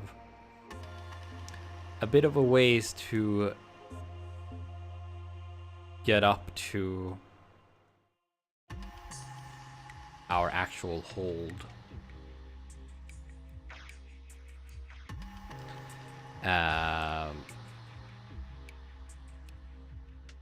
So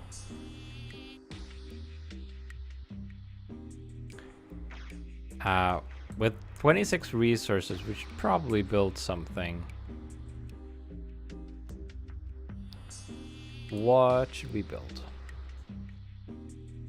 Should probably build a forge.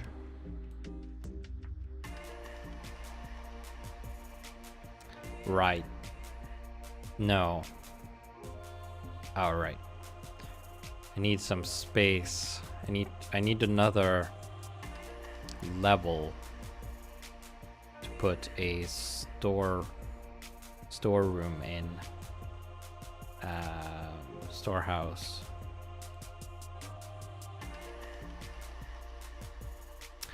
Okay. So we'll skip building anything this turn because we don't have any we don't have space for it, and I don't want to use the forest because it's very useful to get regular resources. So we'll have to skip building this turn, and instead we are going to, we can't do any recruiting, so we're going to go to turn 13 instead. We go up to 28 resources, 28 and a half really, but you know. And then what we're going to do is we're going to clear this space underneath the storehouse. So we can build another storehouse, essentially. Oh. Ace of Diamonds. Nice. I guess that just means we get... Should they be worth 1? Or should they be worth 14? High value or low value? I think they should be worth... I think they should be high.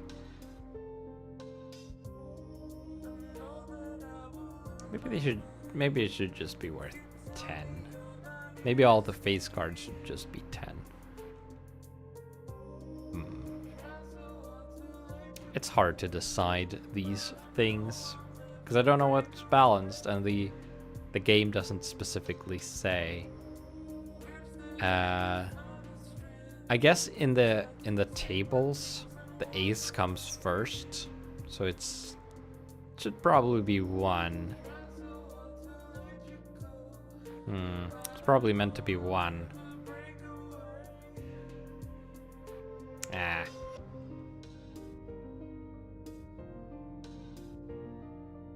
I guess ace is 1 resource, so we get 4 trade goods from that. We go from 3 to 7.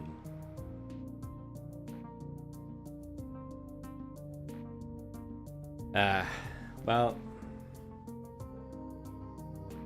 honestly slightly disappointed in myself for deciding that, but it seems correct.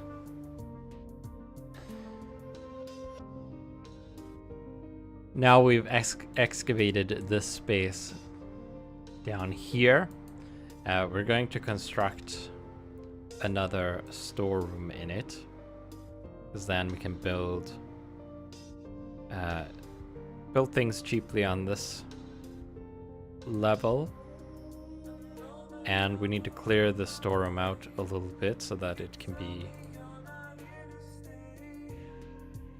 accessed.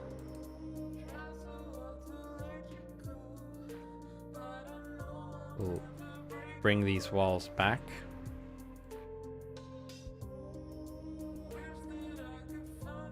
We'll just delete some of these boxes. That'll do. Looks traversable enough. That costs us 15 resources. So we go from 28 to 13.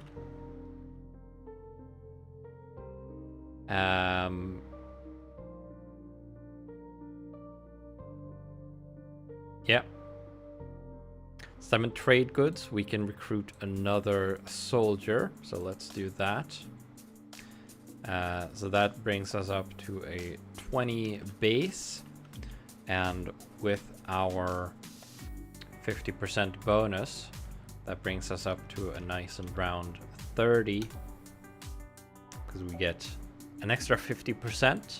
That's an extra 10. And then we update the occupancy of this barracks from 3 to 4.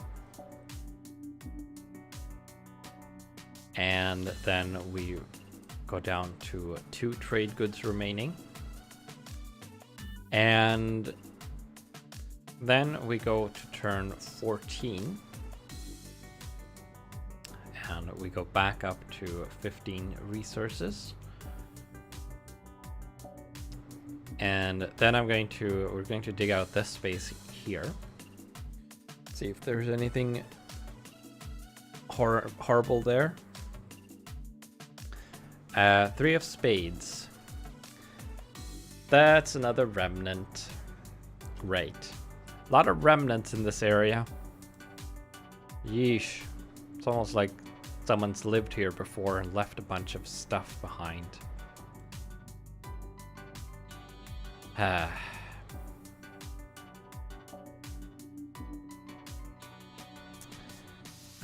3, a wishing well. Once per turn, you may pay 10 trade goods to roll 1d2 and draw a card. 50% chance of good magic, 50% chance of bad magic. Ha.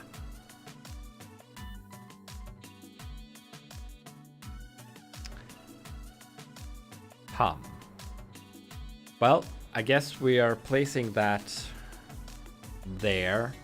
Not entirely sure we'll be using it. Probably not, because I don't want any more magma pillars. That would completely ruin this thing here.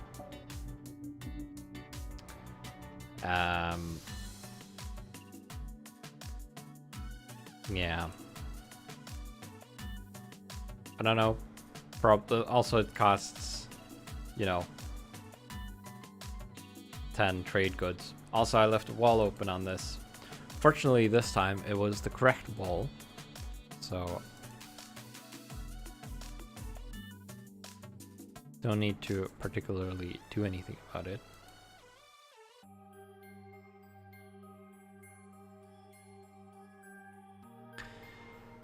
So another remnant right next to a remnant.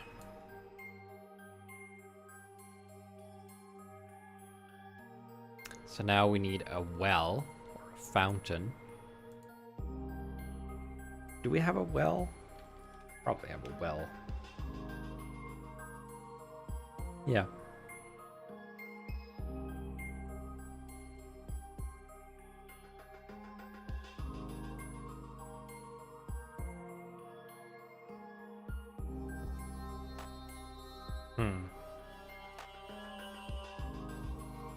Kind of like that. That looks ominous. Yeah.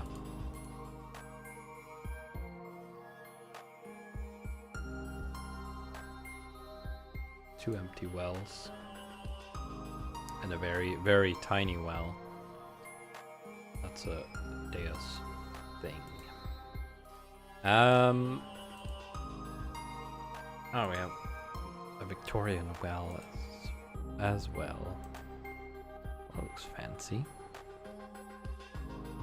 Well, I like this current one. Like I said, it looks ominous. We'll just put that there on its own. No additional decorations necessary. That's still called an ancient library. Wishing well.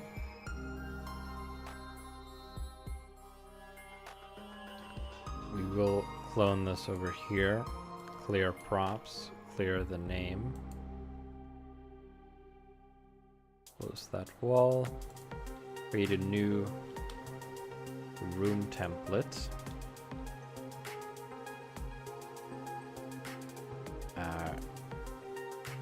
Call it a remnant again.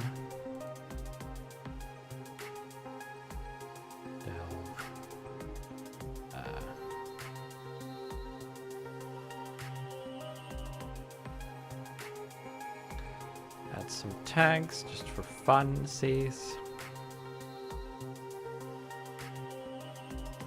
Get rid of the old remnant with a hole in it.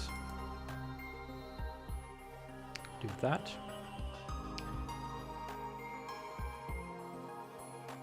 All right, so now we've dug that out, found a wishing well. Obviously we can't use it because we don't have the trade goods, not even close.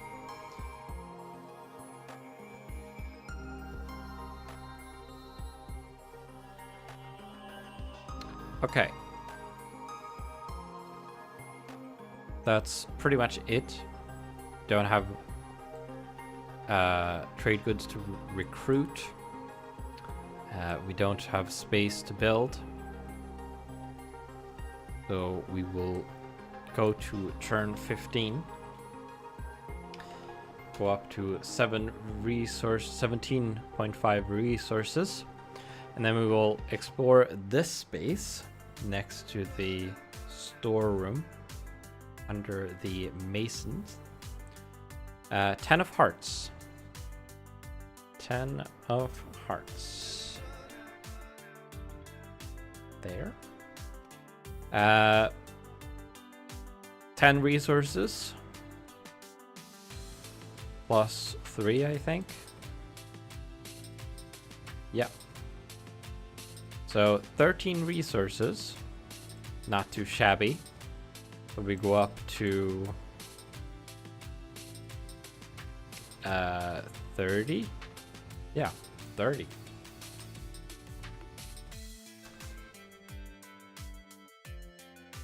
.5. So we're stockpiling a bunch now. We're kind of approaching that 50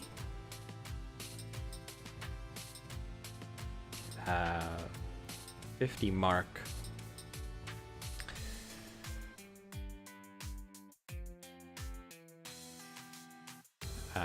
We made another empty space, which I don't mind.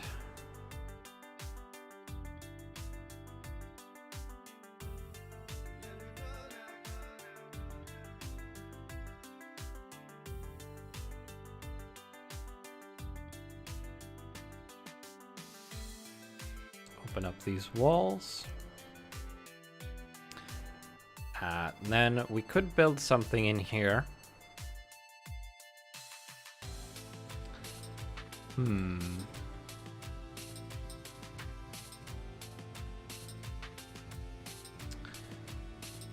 want to build something here. We could build an overseer's office, perhaps.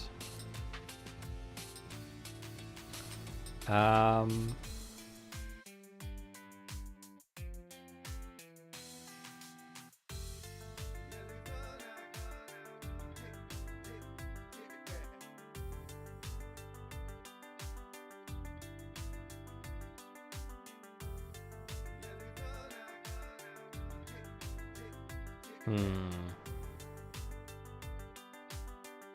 costs 15. So it only cost 7.5.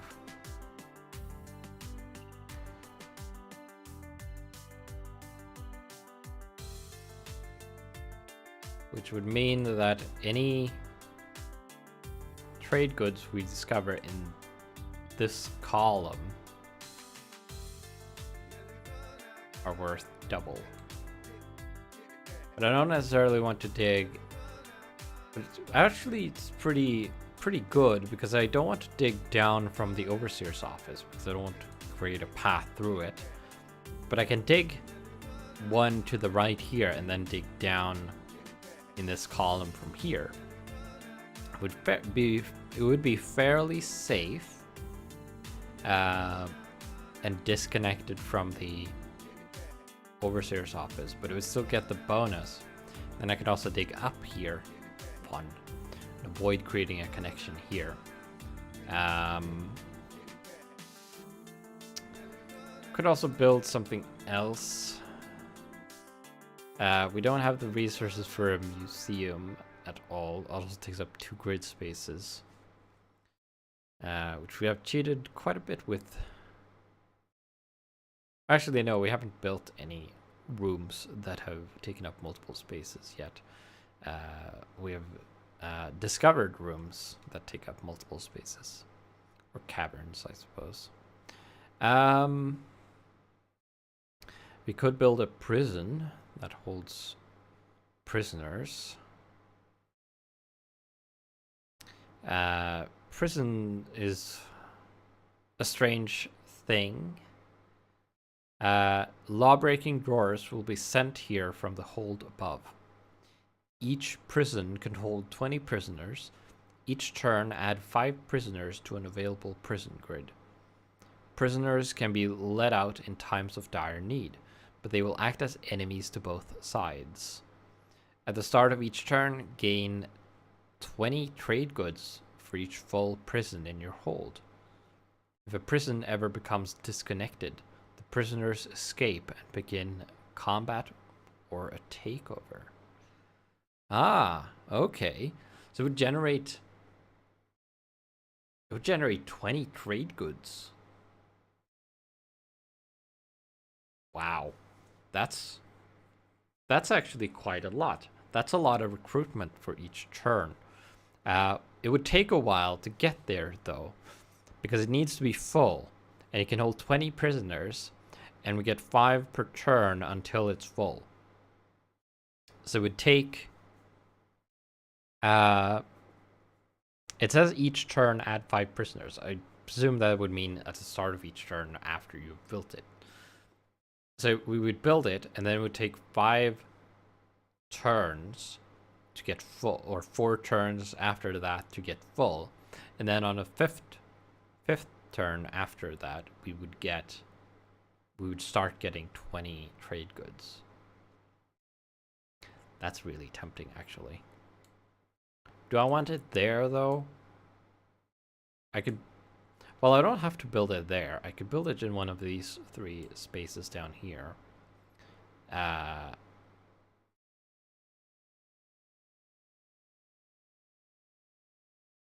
And if I put it here at as far away as I can, if I let them out, they would encounter the monster first. Yeah, let's do that. Let's build a prison here. Actually, no, wait. Ah, right. The reason I wanted to build it here was because of the storehouse. The storehouse reduces the price to 15. If I build it here, it'll cost 30. But it might be worth it because it's going to generate trade goods for us. And we can turn trade goods into resources when we need them. I think I will go on the assumption that you can only store 50 by default of each. And any excess is simply destroyed. Yeah. I think I will go with that. Yeah, let's build a prison here. Will cost a lot, but I think it's still worth it. So let's put an empty room here. I don't know why I bother lining it up like that.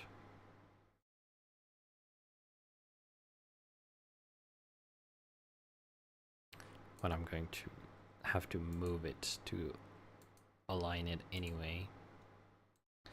There we go. It doesn't say it takes up any more space than 1 tile. So it doesn't. So prison's going to have, it's basically a kennel, but with tall cages instead of long ones, I guess. And it can hold 20 prisoners. I don't know if we'll be able to fit 20 cages in here, but we can try. There's not much else to put in there. Again. So let's go to Forgotten Adventures again and look at their... Actually, if I search for prison, does anything come up? No. Let's go for cage. Dungeon decor. Cages. This is further down. Wood. No. I think... Let's go for rusty. And let's scale these down to half. And we'll fit in as many as we can along the walls.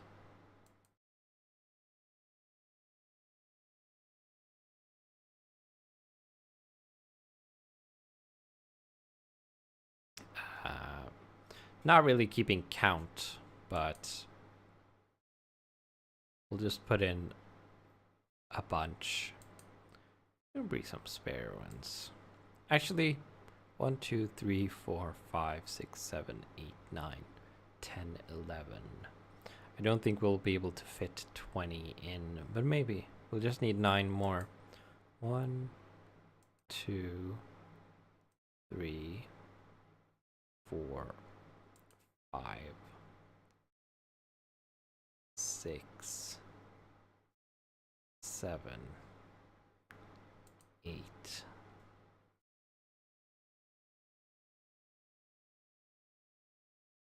Nine. Yeah. Probably won't connect anything up here. Might go down from here, or we're going to go to the right. Maybe down later. Who knows? That'll do for our prison. We do also need the occupancy text.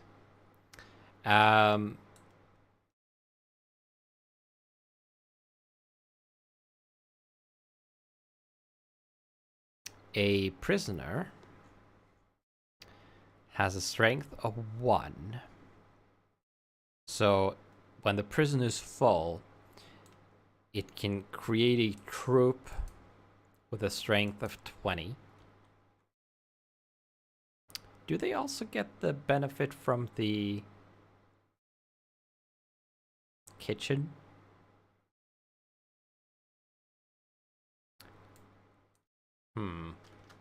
I don't think they should. That does not make sense to me. Because prisoners would probably not be getting the good food.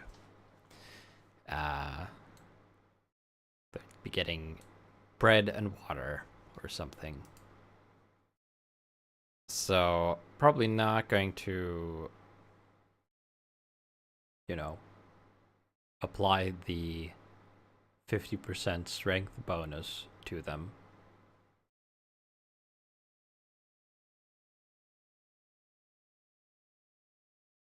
Because that plus the resources we'll be getting from them would be ridiculous.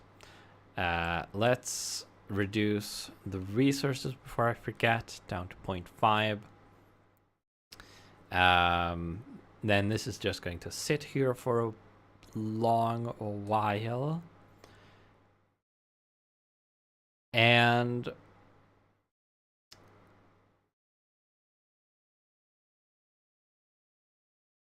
think I'm going to end the stream there for now. 'Cause I need to eat something and then probably go to bed. I just noticed that the white text is not always super visible. We'll probably do something about that next time as well. Yeah, I have not died yet. Pretty surprised about that actually, because I've watched one person on YouTube play this game, and it went much worse for him. He lost both the times he played it and recorded it pretty quickly. So I'm surprised I've lasted this long for my first time. I've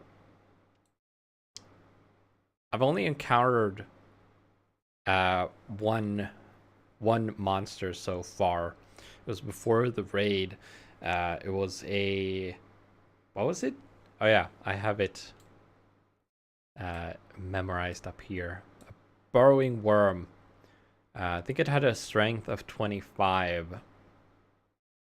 And it took all my starting soldiers to defeat it.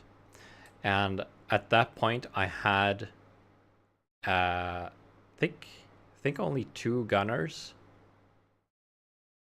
But the gunners were, them attacking was enough to kill the worm. It had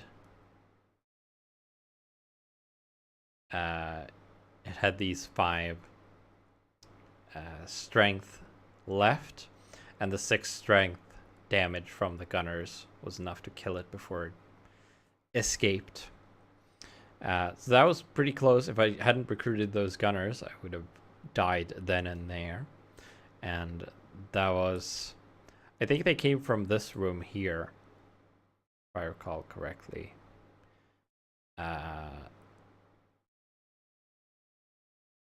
I don't remember which turn it was. I should I should probably keep a log of things that happen, which turn they happen in. I can go through the recording of this and note all the things that happened and then continue that log.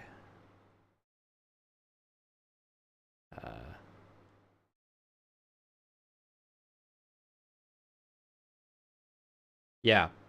I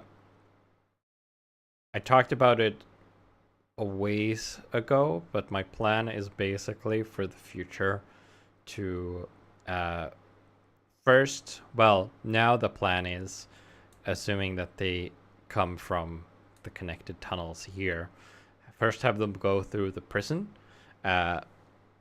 release the prisoners, if it's a particularly nasty monster at least, have them take the bulk of the damage. They would deal 20 strength damage to whatever passes through here.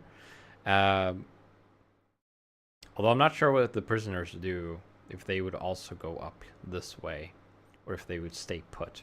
I need to look into that, but I don't have any prisoners right now, so it's not super relevant. But then they would come up here, and they would end up in the kennel, and the next monster I defeat is going to go in the kennel. And then they would encounter that first, and that's more expendable than the prisoners, because the prisoners generate trade goods, which is nice. And then if the monster is still alive, it would run into this barracks with my soldiers in it. And while the monster is making its way up here, which would take quite a while, unless I encounter it when digging over here, of course. But in that time, the gunners can make it down to this storehouse, and then they can attack it while it's in the kennel, and when it's fighting the soldiers, and it should have basically no chance of getting out, hopefully. Unless it comes from here, which would throw my plans out the window pretty thoroughly. Also planning to take care of this cave kraken at some point, so I can utilize this space over here, but as long as I leave that alone, it won't be a problem, at least.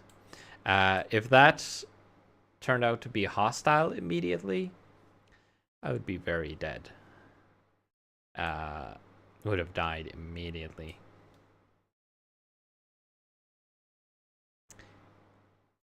Yeah, that's very true. Although, you could probably play this, turn this into a multiplayer game if you felt like it. Not sure how that would work. You'd both be on the same grid and risk running into each other, or just fight for see who got the most resources. Or something. I guess you'd see who found the void crystal first. Then again, without the risk of running into each other or interfering, there's no real point. But yeah, this was fun. Like I said in the beginning, there are also there's one game called Rise, which is the opposite of this. You play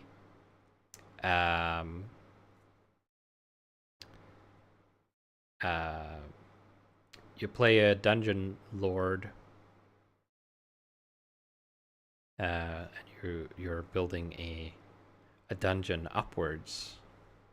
I haven't read that one yet, but it's something like that. And then there's the other one is called Umbra, which is the space one, and you are supposed to be able to combine them.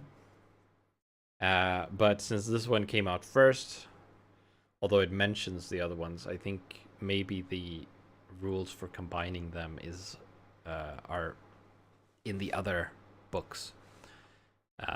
So I haven't read those yet. I thought I would try to play this one first on its own without knowing anything about the other ones. But now I'm still very excited to try the other ones as well. But I'll probably want to finish this game first. However, this hold will end. Don't know yet. Might go terribly wrong suddenly. Who knows? But we'll probably have another stream next weekend where I will be where I'll continue this. Don't know if it'll be on Saturday or Sunday. We'll have to see. With this time, I will announce it in the DungeonFog stream announcement channel a couple of days ahead of time, or a day ahead of time, maybe something like that, probably. And then just before I start the stream, of course, an hour ahead of time or so. And then I will ping when the stream starts, ping the news roll like I did today. Hopefully also fix that this stream title says mapping it out, which is an outright lie. But I can't change that, unfortunately, currently. But we'll have to ask someone else to change it ahead of time, maybe, or next time. But with that, I'm going to end the stream here. Thank you for watching, and hopefully it was interesting. You can buy Delve if you don't have it already, from the Blackwell Writer, I think is it blackwellwriter.com. I think that was the address. Yeah. It's blackwellwriter.com. There's a store you can buy the digital. Oh, you can't post links. You're not a moderator, so that just came out as 3 stars. So I don't know what I was supposed to say.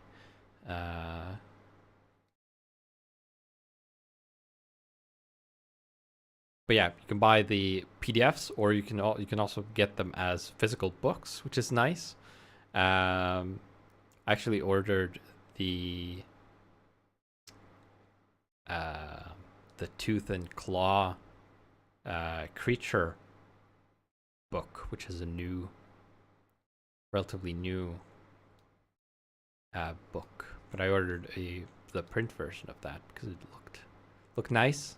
Looked like it had nice art, and it was supposed to have some unique creatures in it, which sounded interesting. So I'm excited to get that and see what those are. Blackwell writer Anna Blackwell on Patreon as well. I looked at that. I haven't bought that yet, because I thought I would. Didn't want to.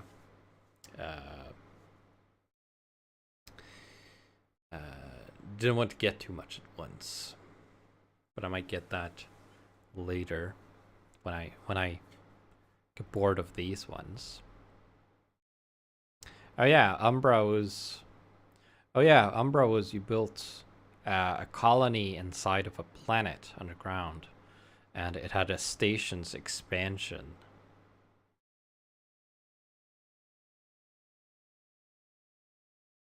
That's nice. Oh, there's a bundle.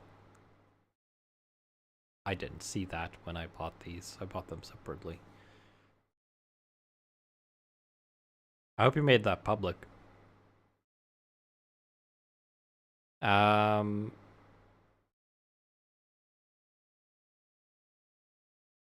yeah, this is a fun game. I'm probably also going to play it with friends in real life. Draw stuff on a piece of paper or something at some point. Would probably be fun. But I'm going to leave now, and because I need to get something to eat and rest my voice a little bit, and clean up all the stuff I put around me now. Nice. I'll have to have a look at that later. But yeah, we'll save this map as it is currently, and we'll continue next weekend with this, because this was fun. And I want to see what happens to this hold. And with that, I will see you next time.